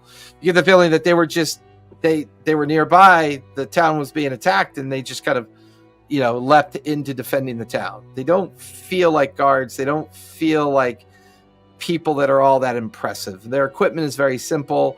They're all wearing very simple leather, like little leather half pieces on top, and carrying very kind of like simple and crude weaponry, clubs and kind of rusted crossbows and okay daggers and short swords on their like kind of on their hip.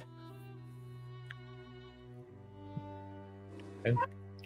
Mordain, what are you doing? You can see Slick is recovering items from the body. You saw Kunlun follow Zephora into the nearby building. Bungo is kind of going from corpse to corpse and muttering something under his breath. You're not sure what Bungo's doing. Maybe he's using it as a cover for stealing. Who knows? What would you like to do, Mordain?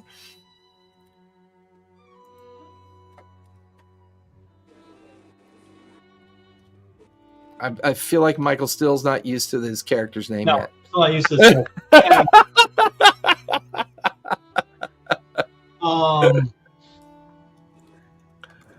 Well, I mean, he played Creed for almost over 2 years. That's why I get we're it. first I level. get it. So our first levels, we get used to our new characters. You're very, very accurate. Oh yeah. I will. I want to look around the bodies and kind of like understand why we're here in this land, to then figure out like what we're gonna do. Give me a perception check as you glance around the town. That is a 9. A 9. There's nothing exceptional about this town. It's almost as if you're in a small fishing community with a handful of large buildings and very kind of simple domiciles that are now kind of all engulfed in flame from the attack. The dominant structure appears to be the structure that both Kunlun and Zephora had gone into, which kind of almost looked like a chapel, maybe a temple, a religious adornment for sure. There's nothing else really all that fancy here. In fact, you're not really sure why Sable is taking an interest in this village. There's not much to loot. There's not much here. It almost feels like you're just kind of taking on a very kind of simple community of common folk to a certain degree. And while you're not being attacked, you can see scattered silhouettes of people fleeing through the smoke, fleeing away from the fire. Zephora, you are inside the small stone and wood temple with the charmed militiaman. He seems kind of like he just has this very passive kind of simple look on his face. And as the two of you stand on the inside of the chapel, you hear the door open behind you, and in comes Kunlun, freshly kind of healed and revived from his unconscious state. The two of you are looking around, and you watch as the militia guard goes, "Oh yeah, there it is right there." And he points at a painting on the wall that says "The Bishop." And it's a painting of this very kind of regal, severe looking individual in like a strange hat. He's got this charm on, and he's kind of part of the backdrop of the chapel. There's furniture everywhere. There's people hiding here, but they're specifically avoiding you and Kunlun. They're confused by the behavior of the militia guard. There's people hiding under tables and under chairs. The pews are all kind of misaligned and kind of toppled over from people running into the chapel. There's a simple wooden altar up at the front. This seems to be kind of trying to be a dedication to the Stormlord, but it's very run down and dilapidated. You're not really sure if there's much religious activity going on in this structure by any stretch of the imagination. But the guard just kind of walks over, once again points at the picture again of the painting. This is the only thing I know that we call the bishop. It's an homage to the priest who used to work here, or used to offer up prayers and stuff here. Where is the priest now? Oh, I don't know. This painting's like 100 years old. No one knows where the priest is now. Oh, have you woken up from your nap, monk? Very good. Yeah. Maybe you can be of some use. Everyone who doesn't want to die needs to get out. Like 24 people get up and just breakneck speed for the door, come crashing through the door. Slick, Mordain, and Mungo, you watch as panicked civilians of the town come running out of the temple, leaving the door open, and you can see Kunlun and Zephora inside, interacting with the militia guard who is still under the charmed effect. Oh, no, nothing to see, folks. Nothing to see here, folks. These guys just fell asleep. It's fine. Then These guys just fell asleep. Then I'll ask the guard. Can you please retrieve that for me, please? Thank you. Oh yeah, sure. I mean, you're my best bud. I should get this for you. He walks over and he pulls the painting off the wall, and he kind of turns it around to bring it to you. He's got it like tucked underneath his arm. Mm-hmm. You notice that there is something on the back of the painting. Okay, perfect. What is it? Like a note or something, or is it painted on the back of the painting? It looks like a map. On the back, just painted on the back of the painting? Yeah. Oh, okay. Thank you so much. I'll take that. Oh, yeah, here you go. Wait. Now, please go help your people. Yeah, I'll get right Put on the that. Fires out. Pleasure knowing you. Thank you. And just kind of like puts his club away and kind of looks around and walks out the front of the chapel.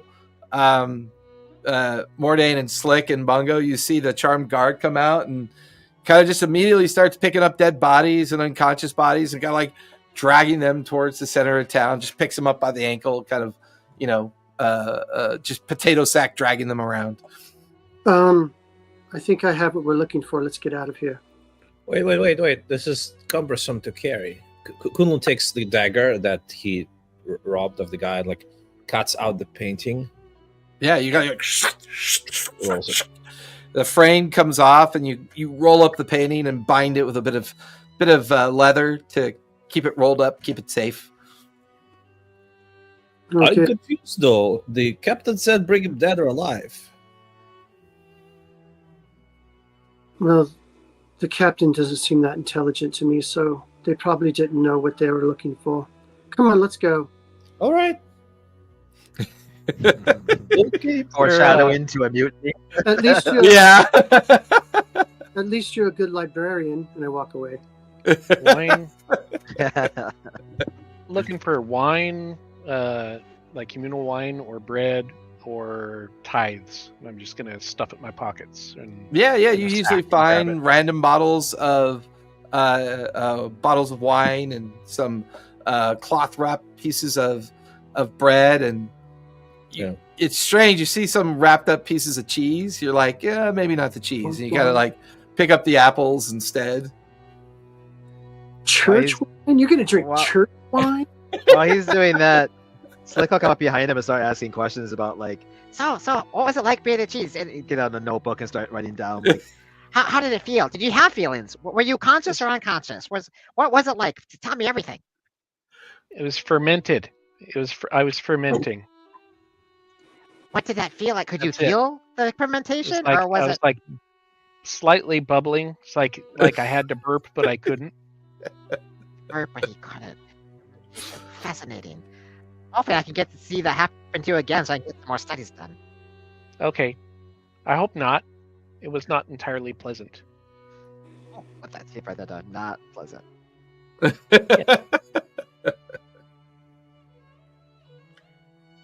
So you guys heading back to the ship at this point?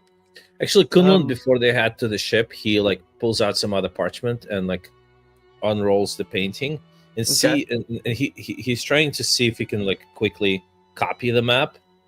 Yeah, give me either performance or sleight of hand as you copy the map onto another piece of parchment. 12. 12. It's an okay map, but you're in a bit of a hurry, so you don't quite catch all the detail. It appears to be a map of like a underground or like a submerged maybe coral reef or a submerged section of an island. You're not entirely sure. Are there any like X's or any marks? There's some notations and marks on it. It would appear that they are they're named sections of an underground chamber or a series of underground chambers.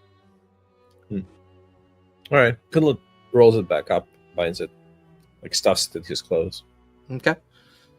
Hey, Bourdain, we got what we needed. We're heading out. Were there any clergy rooms in the church? Give me perception as you are kind of stuffing your pockets full of food and wine and kind of glance around.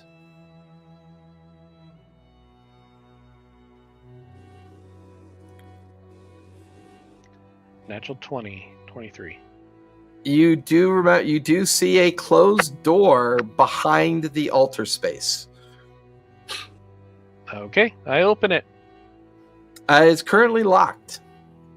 Okay, I kick it. Bang on it. Give me a strength check as you try to kick the door open. This little 2-foot halfling trying to. Yeah, that's a sight. Don't have to go back. 10. Damn it. 10? Oh, you kind of jam your foot and it reverberates but doesn't open. Open the door, damn it. No response. Kunlun sees this happening and he just like runs and just like jumps at the door. Just his entire body. Give me a strength check, Kunlun, as you just kind of like, just leap into the air and like just slam with your flat foot like right into the breach of the door. He tries to do that, but instead he like hits the wall and falls to the ground. What'd you roll? 1. Oh, No, it's not. You don't even fall to the ground. Your foot and leg are partially through the wall next to the door. You're just kind of like hanging there. You okay, buddy? Yeah. Okay.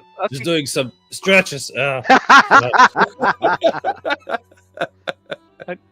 are we all there watching this? Peek Or through the hole. See if I can Yeah, because like Bungo's like, hey, come here, I found something, and Coonan comes in, tries to smash the door open, which kind of prompts the rest of you to kind of look at what he's doing, and there's Coonan like lying half on the ground with his leg stuck in the wall as he tried to kick the door down. I'll attempt. Is there a lock? Yeah, there's a lock that could be picked. Give me a sleight of hand check as you try to pick the lock. Can I see through the hole into the room?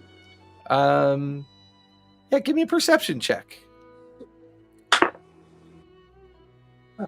It sucks so bad. 19. I got 11. 11? DC was a 10, so it comes undone pretty easily. You kind of, Bungo's like down there trying to peek through the hole. Bungo, it looks like somebody's room, like almost like a dressing room or a chamber of some sort. Sephora kind of nudges you out of the way and then puts a small piece of metal into the lock, and there's a clicking noise, and then the door kind of swings inward. The interior of the chamber is a series of dressers, bookcases, a series of tables and chairs. What looked like a dressing chamber at first now feels like a storage room of furniture that maybe used to be used as part of the chapel. None of it appears to have been touched in a long time. It's all covered with cloth and other fabrics to kind of keep the dust off the wood. Rummage through looking for hidey holes and valuables. Give me an investigation as you start rummaging through everything. Anybody else? I'll redo that one. I'll help the investigation. Mordain, give me an investigation check as you start checking the storage room as well. What'd you get, Bungo? A 1 followed by an 11. Okay. So 3 1s, right? Do I get triples? That's impressive. 15. From a data point, that's pretty impressive. Kunlun, are you pulling your leg out of the wall and checking out this room as well? Yeah, Kunal pulls out his leg out of the wall and just he just walks around and starts like knocking on the walls to see if there's anything weird. Love it. Give me an investigation check.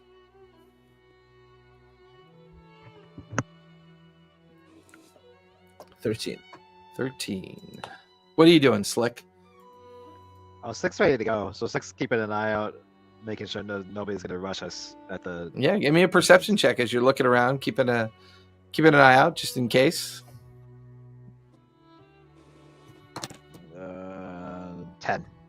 10.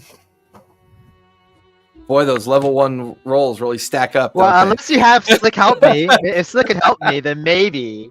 Well, but Sephora was helping Bungo, and everyone else is searching the chamber. I can guidance you.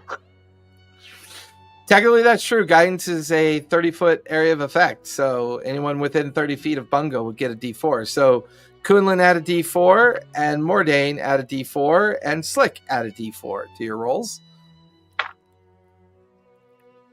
So now I have 18. Nice. Wait, I think I rolled 16. so 17. What did I say I had? 17. 9 plus 1 was 10. 11. So now I got 12. 12. Okay. Most of what you see, Slick, is people kind of fleeing towards the center of the village, away from the dock area. No immediate threat. No one coming out of the smoke or the clouds or anything coming towards you. So you don't see an immediate threat as far as you can tell.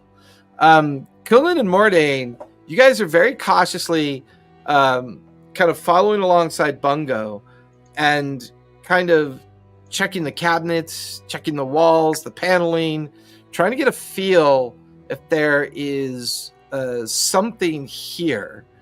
At some point, the three of you stumble onto a casket that is kind of in the middle of all the furniture and covered with like a heavy tarpaulin cloth. Where the bishop sleeps? Casket No, I knock mean on- there's actually 2 or 3 regular beds just kind of stacked up at the back of the wall. This is the only piece of furniture that seems strangely odd. I think we should take it. We should look at it first, shouldn't we?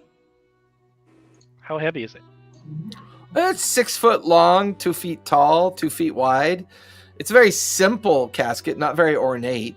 It looks older too, like it's got cracks and kind of peeling away kind of sealant on it, like maybe it's been around for a while.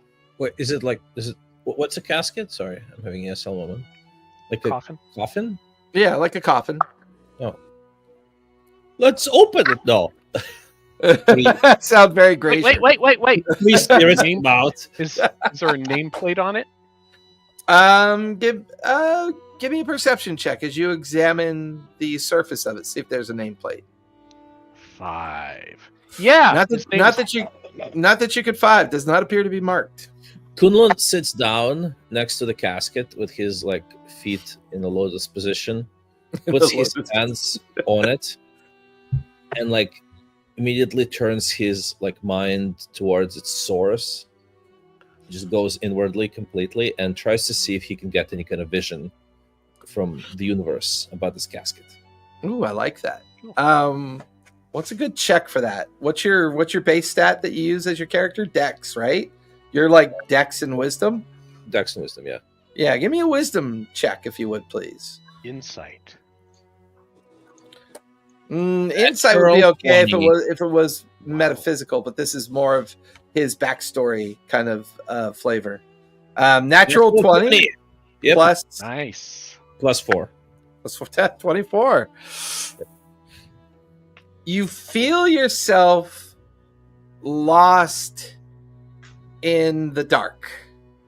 There's a lot of energy and dark feelings around you. Whoever is in here died angry, died isolated. The person in here died recently, maybe within the last couple months. And you get the feeling at some point people kind of forgot that he died and they forgot to bury the casket. And it just kind of ended up here in storage somehow. There's a lot of anger emanating. There's visions of anger that just feel a little bit overwhelming. This soul is not rested, whoever's inside here. Yeah, I got nothing. No, let's take him to the ship. Let's see Let's see if the captain can interrogate him.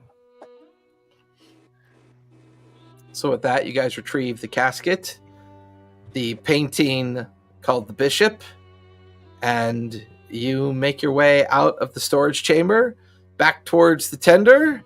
And before long, the sounds of the burning village fade behind you as you are now back on the ship. The tender gets pulled up into the kind of holding stanchions of the ship. Captain Sable kind of comes over quickly. Did you get him? Do you have him? We have 2 potential of him. And Brought me a casket and a rolled up piece of canvas. Yep. Nothing else. That's it. I got some wine and some food. Oh, well, that makes the 100 gold of cannon projectiles definitely worth it. So no priest, no bishop, no Well, person. this is the bishop. He looks at it for a moment. And you watch as he pulls a journal out from his belt loop, and he pulls it up and he goes through it and he looks at the painting and then, I might have taken things a little too literally. Any indication of a map or something related to it? So Kunal just goes like whoop, like turns it around. Turns it around. Yeah. Well, motherfucker, that's it. That's it. He kind of grabs the canvas from you, goes, yeah, this is it. Extra grog for everybody. And the whole kind of like crew erupts into shouts of joy. Get us underway now. And he quickly retreats to his cabin, slams the door. The lantern comes on as he is now inside the cabin. You guys suddenly feel the lurch of the ship as it begins to get wind into its sails as you guys are now sailing away from the village of Regal. It is mid-afternoon at this point. What would you guys like to do? I'd like to have somebody's help to bring the casket to my room. Not sure what I'm gonna do with it, but super creepy. Hey, on the way out, could I have picked up some of my special rations a little bit? A couple Sure. pounds? Yeah. All right. Yeah. Cool. Take a little carving off of the human remains. The sweet meat, your favorite meat, human meat. Yeah, just a little bit. So is this live right now? Can somebody watch this? Uh-huh. People are watching. My wife watching is right now. for a link. Where can I get the link? It is I put it in the Discord. It's called. I mean, she could just do a search on YouTube for TTRPG Academy, and she should see the live broadcast already there.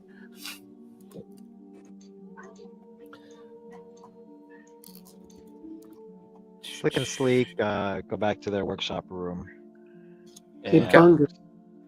does research about Bungle turning into Where'd Bungo go? a Oh, there he block is. of He moved. cheese, and does some experiments on the vial of blood that he got, and seeing if he can like replicate turning organic stuff into organic like humans into like objects. Hey, Kunlun, did you tell us about what you felt about the casket, or just keep that to yourself? Yeah, I'm gonna bring everybody to my room, assuming I have my own room, and I guess Kunlun is like versed in medicine, so he may be like one of his roles could be he's a kind of a surgeon on the ship. Sure. Yeah. So he brings everybody to the surgeon's quarters and just tells them what happened in his vision, like about this mysterious guy. Should we open it? Any of you know resurrection spells? No, it's pretty powerful, is what I understand. Kunlun, the captain called you a motherfucker. Is that something that you do here, or is that I don't understand? Well, Do you fuck your mother, or I we've been talking about his Oh, mother. that's right. Sephora's Drax. She takes everything literally. I mean, I'm not casting aspersions, but just wanted to know. Make mental You note. know, if a person is of the right, no, forget it.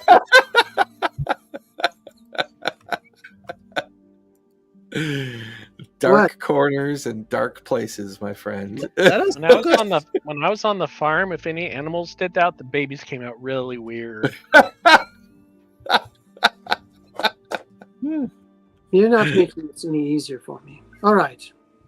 Let's open the casket. I think this is Bungo's area of expertise. He's going around trying to save everyone. You don't want Fresh. Well, I get the feeling Bungo's wearing leg warmers. Thigh-high leg warmers. With a jock strap. Mm-mm. Hey, look, don't judge people's style. You don't know until you try it. It's a What's yeah those style. robes, Yeah, it's very true. Mordain? Remember those puffy down vests you used to get with no sleeves? Mordain's just got like Used to gold get. lame. I get those at Goodwill Yes. all the time. Mordain takes his robes off and he has like gold lame underwear on. With little like stuffed tentacles on the front. Slick, you could hear all them chattering about opening the casket because the workshop's not that like the ship's a good size, but it's not big enough for a lot of privacy. So they're on one end of the cruise deck, kind of, amongst all the hanging hammocks and everything, kind of trying to figure out what to do with this casket. And you're kind of over at the workbench, and you start studying on what happened to Bungo. Give me an Arcana check as you start going through your notes and trying to figure out why did he turn into a slice of cheese. 11, 12, 13, 14, 15, 16. 16. Casting magic is difficult, not easy to do.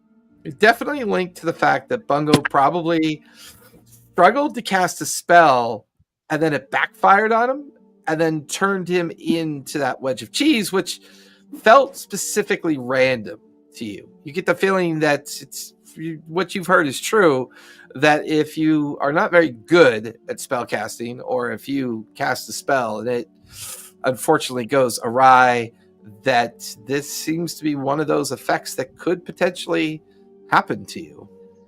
So he's taking that into account, and like he wants to. So he sees as a mechanism of the eternal alchemy of like as a part of it, and it's gonna try and start coming up with sketches or some sort of like the beginnings of theories of like how to possibly counteract that from happening. I like it. That's pretty cool. The rest of you still kind of hemming and hawing over the casket. Do you guys want to open it, or what are you doing? Oh, hell yeah. I'll just start prying it open. Okay. You grab a crowbar. Give me a strength check with advantage because you are using a nearby crowbar.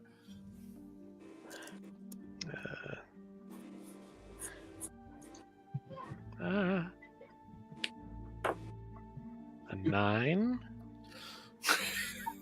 and a 13.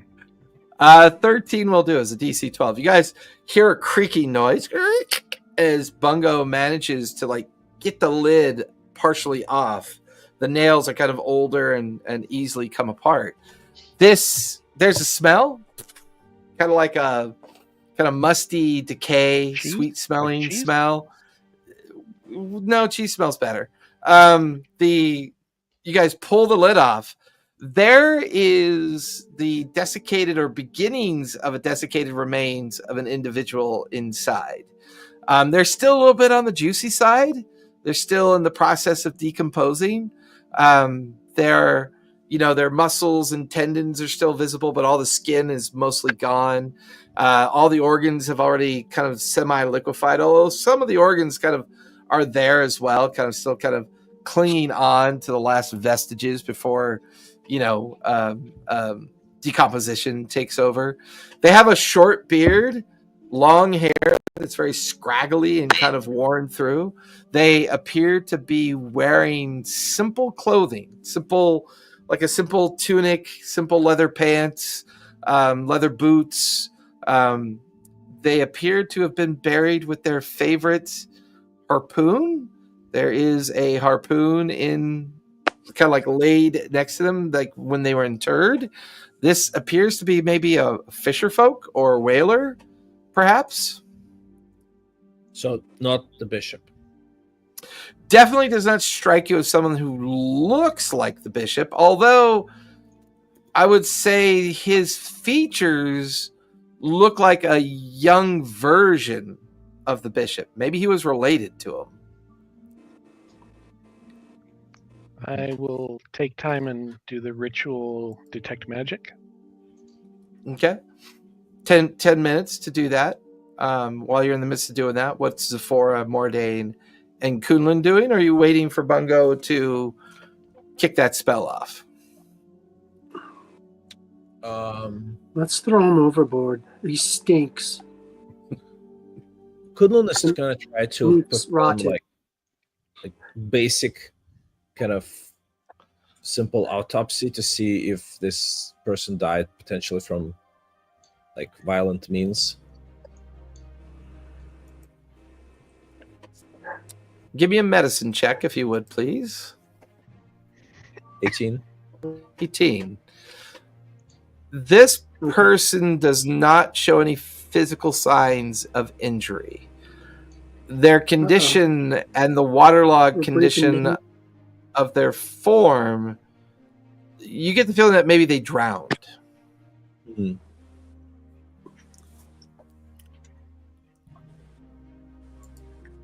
Mhm. Okay. Hey Bunko, how's it going? It's coming along. Bungo finishes. Don't rush me. Bungo then finishes ritual detect magic. The harpoon does give off an enchantment magic. My cat just did something I have to take care of. Oh man, I'm gonna have to watch it. Oh god, mute your. What? I want to see it on camera, man. We'll put him down in the corner. Thank God. What happened to your camera, Ivar? I don't know what's wrong with it. It's blank. You're in the dark. It's blank. I'm watching myself right now. He casts magical darkness over it. Actually, you guys are like popping in and off on me, like in and out, like. Yeah, you probably have a connection Something. issue going on right now. You probably have a glitch in the matrix. Yeah, I saw the cat twice. Yeah, from what you can tell, Bungo describes the harpoon as giving off a kind of school of enchantment. It appears to be a magical harpoon that's giving off enchantment magic. Okay. Does And anybody want to not that harpoon? it'll do anything, but I'll do spare the dying on the corpse to hopefully stop the stench from getting too bad. Yeah, it's it's pretty overwhelming, but Yeah. it stifles it a bit. Why don't you like? Why don't we get? I don't know. Why don't we get Patch to do some type of ritual and we shove him overboard and bury him at sea? And maybe Yeah, maybe the captain wants to question him. Yeah. Then put it in the captain's cabin, Okay. motherfucker. Kunlun goes and sees if Right. there's like a ship magician or something, or somebody who can like a priest or whatever, somebody who can speak with the dead. Yeah, Patch.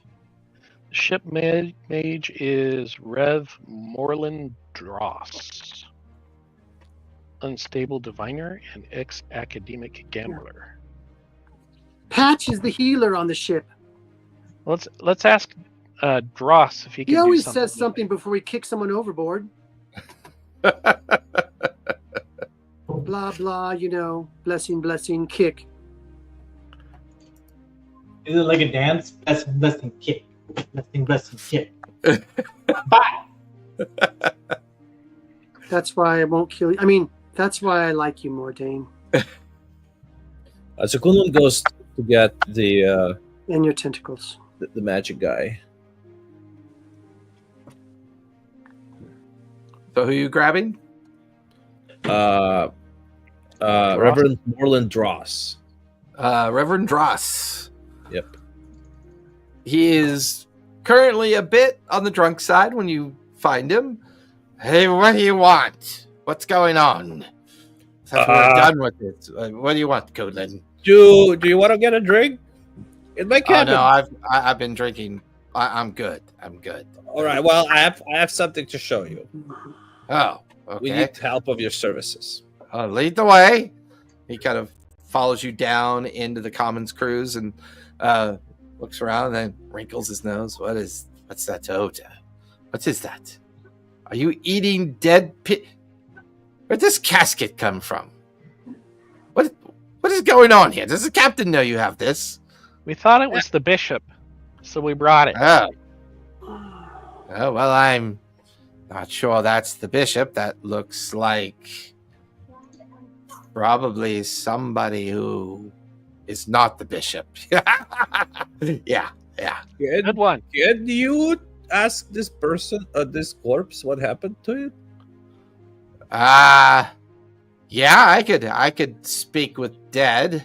But if I talk to him, you can never talk to him again. Spell only works one time. Oh, So if you got questions, better make sure they're spot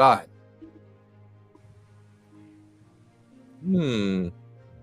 I would imagine how you died is going to be like the first question that will do. I get that, but you know, You died. Who cares? well, dead people can tell us things, you know, and if we get information about them, you know, then we can. Can you cast a spell to stabilize it and to stabilize the smell, and we'll put it in the cargo? Yeah, I could do gentle repose. Keep it going for 10 days, and then I can do it again. Sure. Let's do that. All right. cool. Sounds Thanks. good. He kind of quickly pulls out his charm and begins to invoke gentle repose, and there's this pulse of energy that kind of seals the body. The smell immediately goes away, as the condition of decay is now more of a smell of moldy wood and kind of moldy cloth of the interior of the casket. You guys put the lid back on and help Dross, take the casket down into the main hold. Gonna put it up on some crates as the casket is down in the main hold. Afternoon is now turning into dusk at this point, as it is getting later. Bungo's gonna go help in the galley. He Oh, I'll wants go to too. cook. I'm gonna help Okay. next to you for the crew. Oh God, so gross.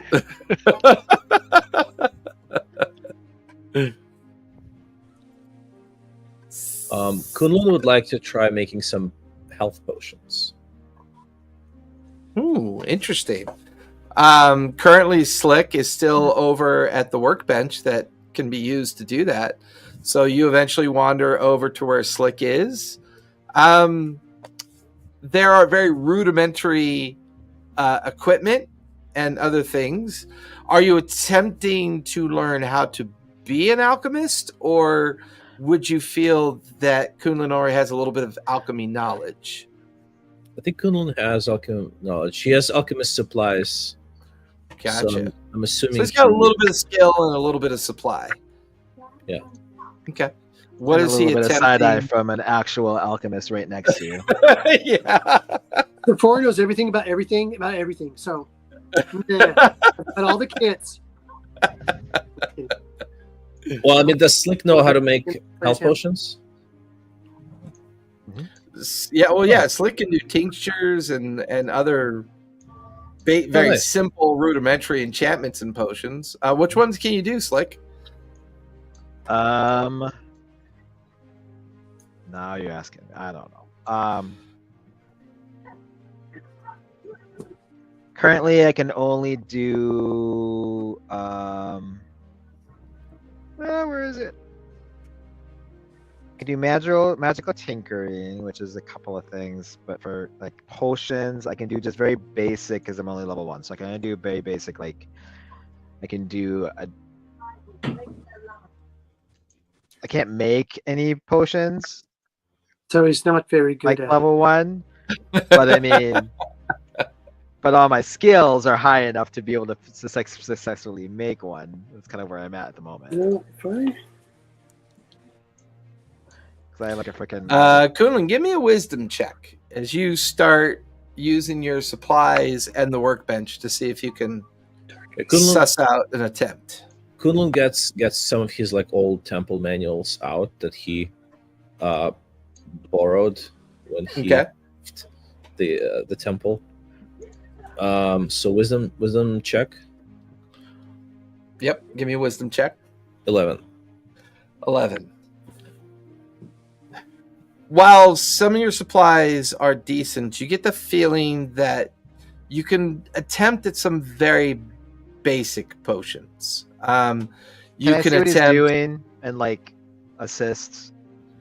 Because like Sure.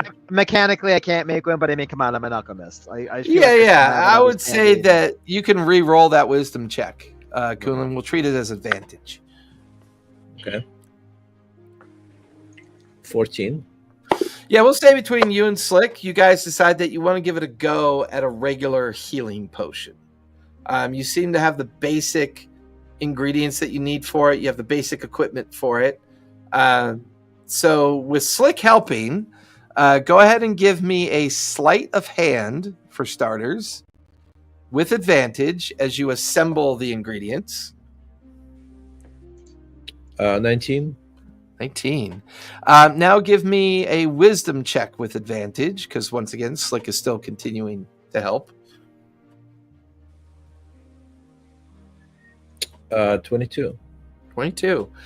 Takes you guys the better part of an hour, but at the end of that hour, just as the sun is beginning to set, you guys manage to make one regular healing potion. Woo! Now stop bothering me. I've got some notes over here I gotta take care of. Okay. Mordain, what are you doing during this time? Mordain will be helping them kind of look around, and like as like he hears the intrigue of someone drowning, he's very curious and wants to kind of investigate. How did they drown? Why did they drown? So you back down in the hold, examining the body again? Yep. Okay. So, Sephora, what are you doing with your time? She was gonna help me in the I'm galley. gonna help Bungo. Oh, that's right. You and Make Bungo good are in the meal galley for- cooking. Yep. Yeah, I'll conjure up some good berries and toss them in whatever they're making. At this point, Bungo, no one else has really taken on the role of cook, and the crew have kind of accepted your role as cook. Sephora, are you attempting to put in some of that special meat that you... No, that's for me. Bungo's scullery made. Okay. There'd be a scullery Nice. made. So since this is your cooking ability that you're attempting to kind of solidify here, what's your two main stat blocks that you use, Bungo? Wisdom, Okay. and I guess, well, Constitution, right? Okay. Which could To come in taste it? handy if you're spending many hours cooking, or, you know. But I'd say the wisdom is you trying to assemble a meal. So go ahead and give me a wisdom check with advantage, because Sephora is aiding you, assisting you. Oh, a 1, so I'll re-roll that. Okay. That's a 21, Nice. 25. Yeah, you and Sephora spend a solid hour preparing a meal that gets handed out to everybody, like the main cruise deck. It's now nighttime. Everyone is kind of up on the main deck. Everyone except Mordain, who is still missing. But the rest of you join the rest of the crew of 7 people up on the main deck, and all of you are kind of like spread out enjoying the meal that Bungo has made. The meal will give everyone an immediate short rest effect without the cost of a short rest. So feel free to roll any hit die if you choose to recover any hit points, or feel free to recover anything that a short rest does. Mordain, you are down in the hold of the ship. You are by yourself, and you've dragged the casket off the crates and set it on the floor at your feet. Mhm. The lid wasn't nailed very well back onto the casket, so you just grab a crowbar and you kind of quickly pop that lid right off, and you're now staring at this figure inside. I'm just looking at this figure and I'm trying to understand it. Like, Why? Like, why drown? Were they incapable of keeping swimming? Were they forced to drown? Give me a charisma check, if you would, please.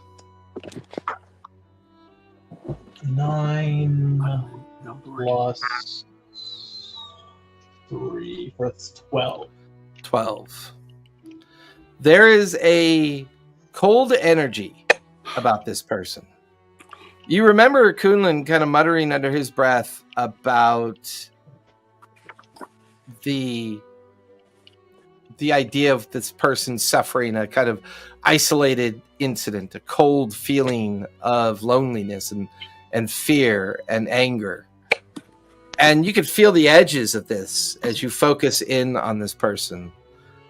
And at that moment in time, you are pulled into the body and into the memory of this person. They are in a small ship, bigger than the tender, but not as big as the ship that you're currently on. They are up at the prow of the vessel, holding a harpoon that is tethered to some rope, and there are 6 other individuals rowing. And as they're rowing, you see the backside of a whale kind of breach the nearby plane of water, and then you watch as this person who's dead in the casket throws a harpoon into the back of the whale. And you then realize that the whale suddenly dips into the water. The person who threw the harpoon wasn't set and is immediately pulled into the water with the rope. The rope is tangled around their feet. The other crew attempt to grab the rope. They fail to. And then this person is pulled into the water, deeper and deeper and deeper in the water, until at last they're so deep, you begin to feel the sensation of drowning. You begin to feel the lack of oxygen. You begin to feel this feeling of isolation, anger kind of overwhelming you. I need you to make a con save, if you would, please.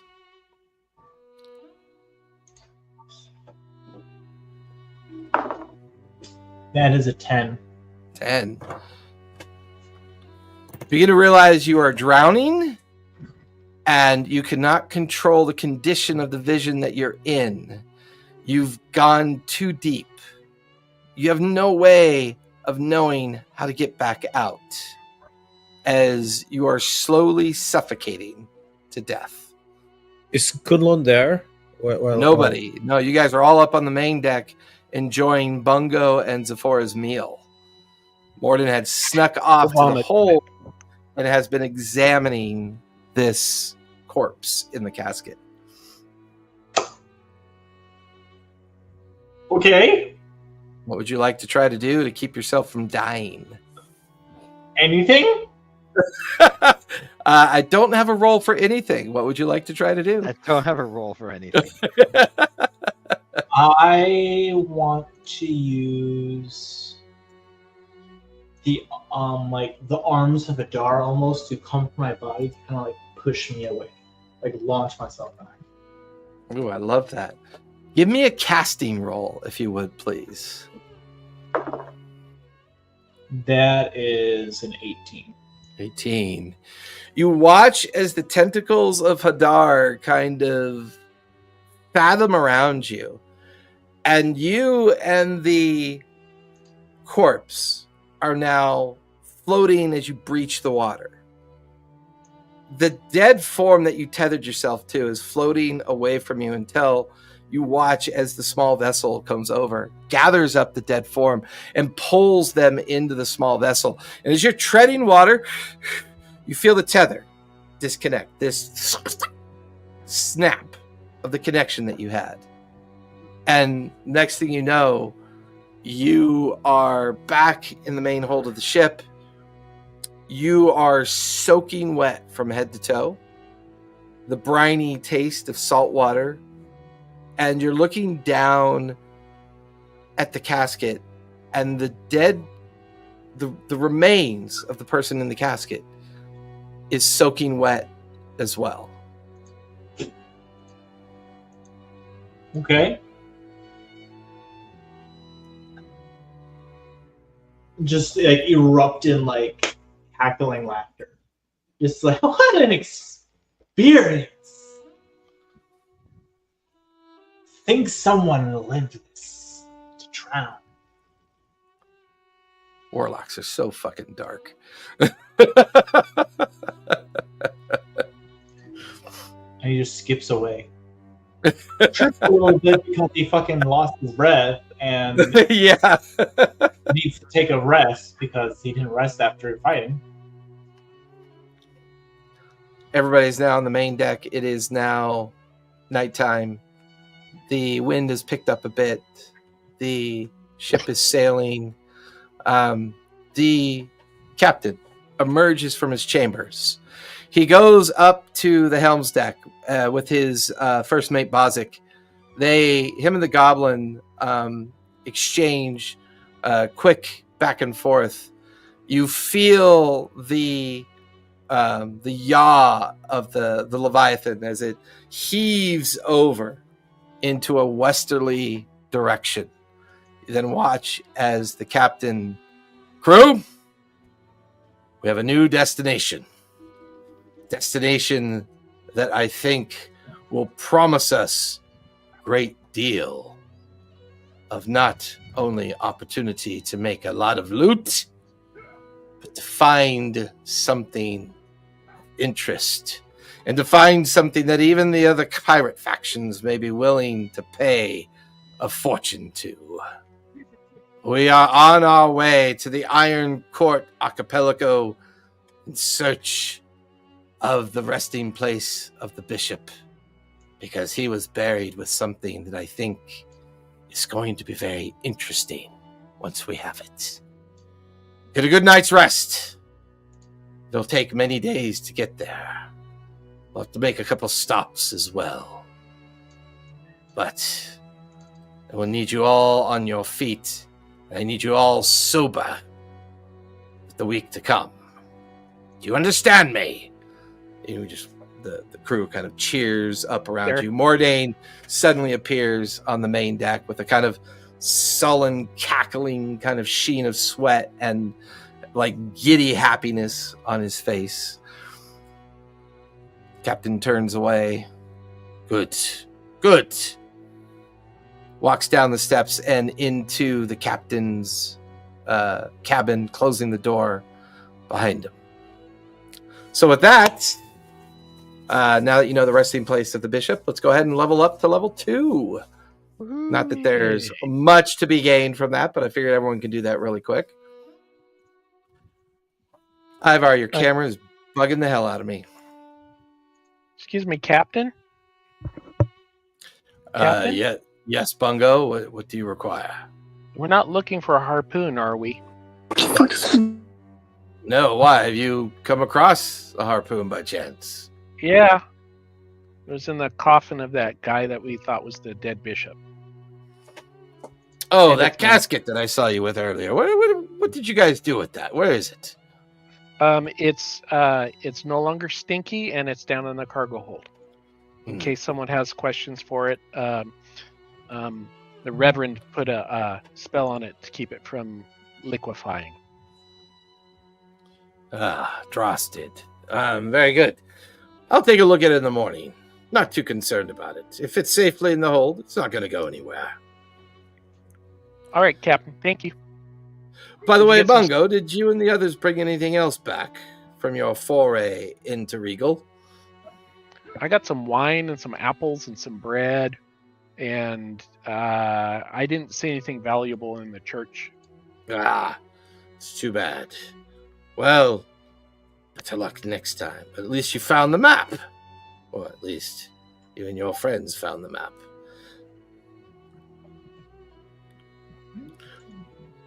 Well done, Bungo. Thanks, See you in the morning. Did you want some stew? Oh, no, thank you. I'm quite fine, but thank you. All right. Thank you, sir. Good night. Strange halfling. Goes up into the crow's nest, and he likes to sleep way up there under the stars.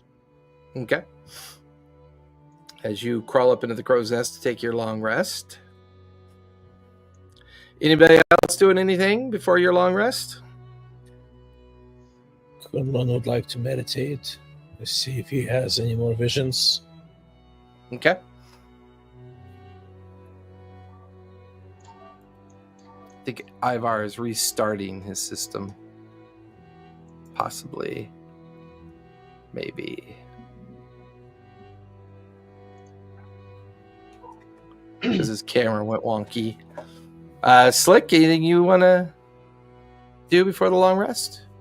He goes back to his notes, just trying to continue on with connecting. Oh, now we can see. All right, Sephora. restarted it. Yeah. What were you doing, Slick?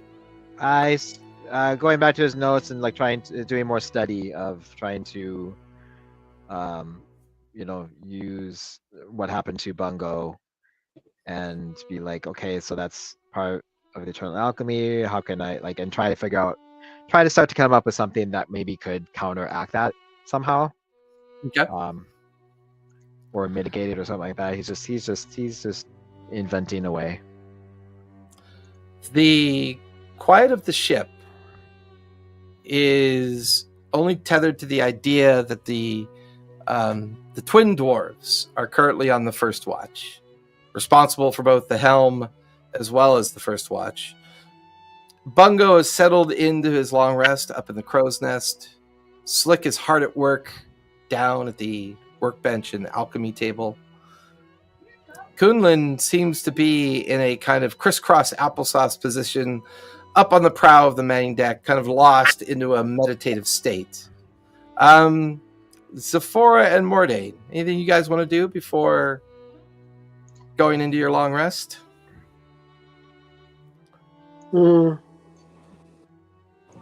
Yeah, I think I'm all right. Okay. Sephora, you eventually go down into the cruise deck and climb into one of the hammocks and quickly drift off to sleep. Mordain? I'm going to switch Mordain to Michael, then he'll remember. Or I should switch it to Creed. Creed, what are you going to do? Make more jokes. And create more chaos that starts the whole campaign. I am going to do a short rest and prepare and meditate. Okay. Kunlun, the sound of Slick working at the workbench almost kind of helps with you slipping into a trance. The two dwarven twins, you can hear them talking up by the helm's deck. That kind of helps you as well. Tovax and Tovik are typical dwarves arguing over stuff that just doesn't matter. You use that as a means to try to find your way back into that vision of emptiness and cold. You're now peeling away at the psychic edges of this person. And you find yourself amongst a memory. This young man is younger than even the form in the casket. They're sitting at a table reading a book. You see this very severe clergy folk kind of come into view. He's got these green dress downs on with a kind of yellow piping. He's got the emblem. Give me a religion check as you examine the emblem in this vision of yours, Kunlun.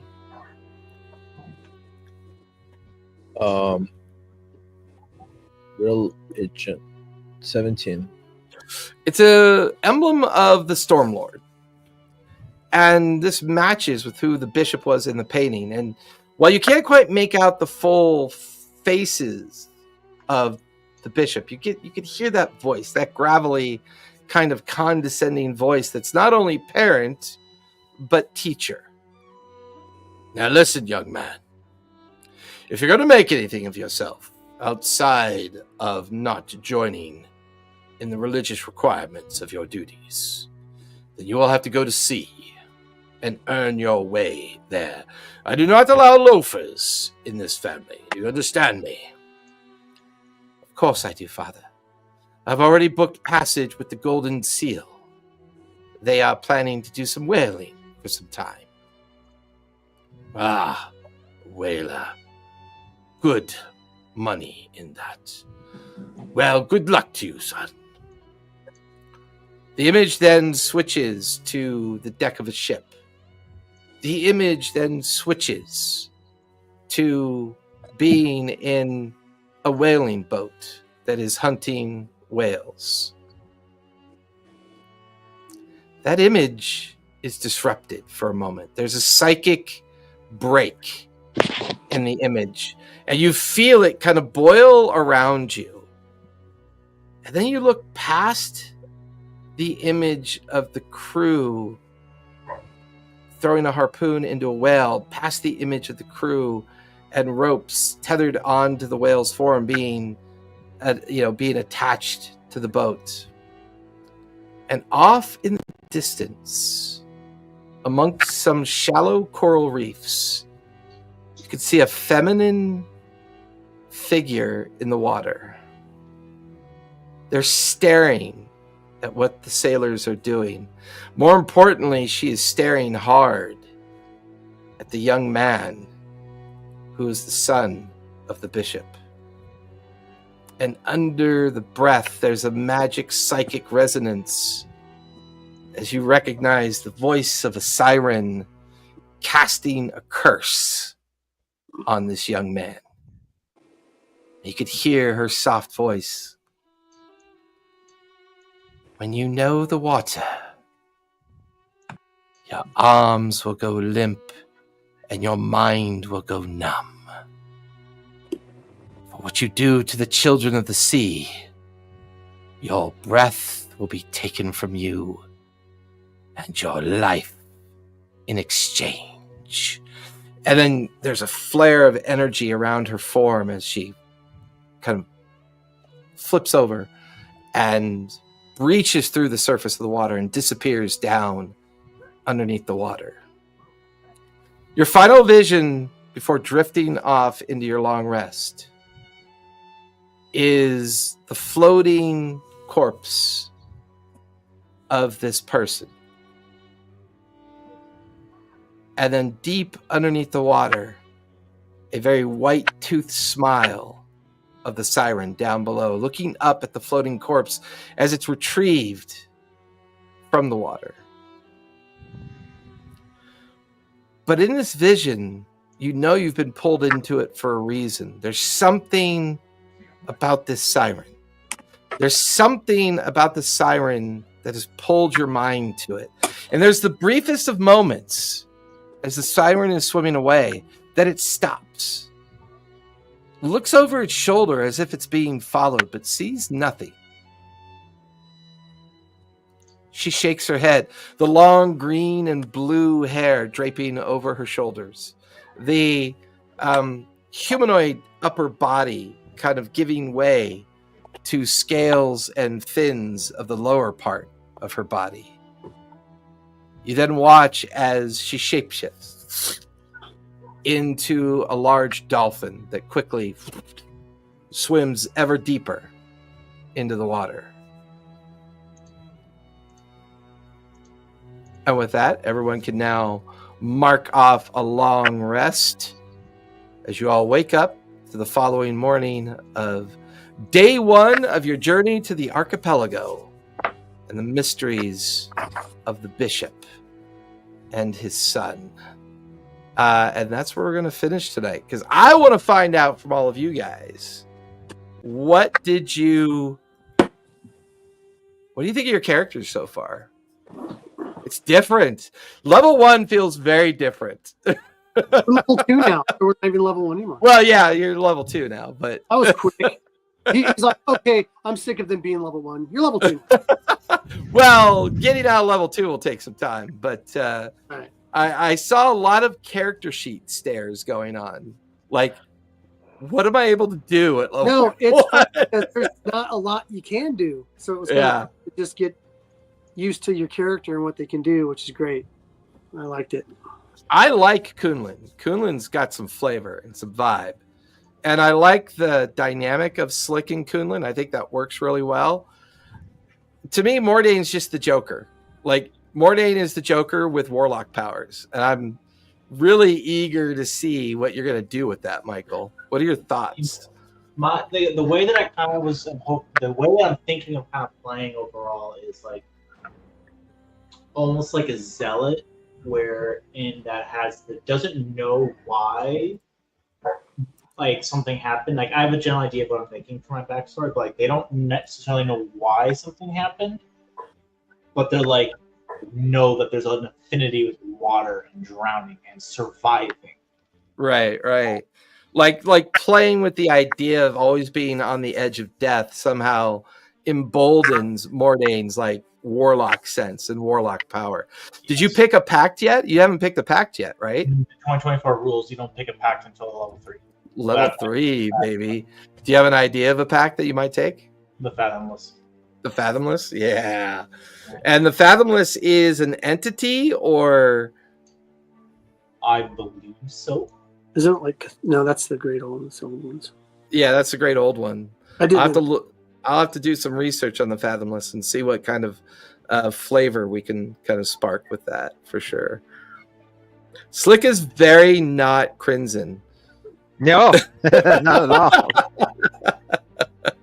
I've already had the joy of playing with Bungo, but Bungo as a pirate seems conflicted. Yep. For That's okay, sure. though. Well, And, I just want to, I just want to, I love it so far. And, and the first session of any brand new campaign is always a little bit rough because you're trying to find your feet, you're trying to find that vibe. Zephora is very much the opposite of Father Benedict. Zephora is like super like what's Drax literal. So Zephora is like very literal like Drax. She's never been around humans before. Yeah, she's I must feel like she's like what brother Benedict would have been when he first became a brother, like when he first became. Yeah, like and became a cleric. Yeah, yeah. Was like all. Yeah, no, I get that. Definitely get that for sure. You guys go ahead and linger so we can discuss the schedule. Everyone else, thank you so much for watching our very first session and episode of our pirate campaign with lots more coming. So be kind, be safe, and don't forget, play a game, everyone. We'll see you next week. Bye. Bye.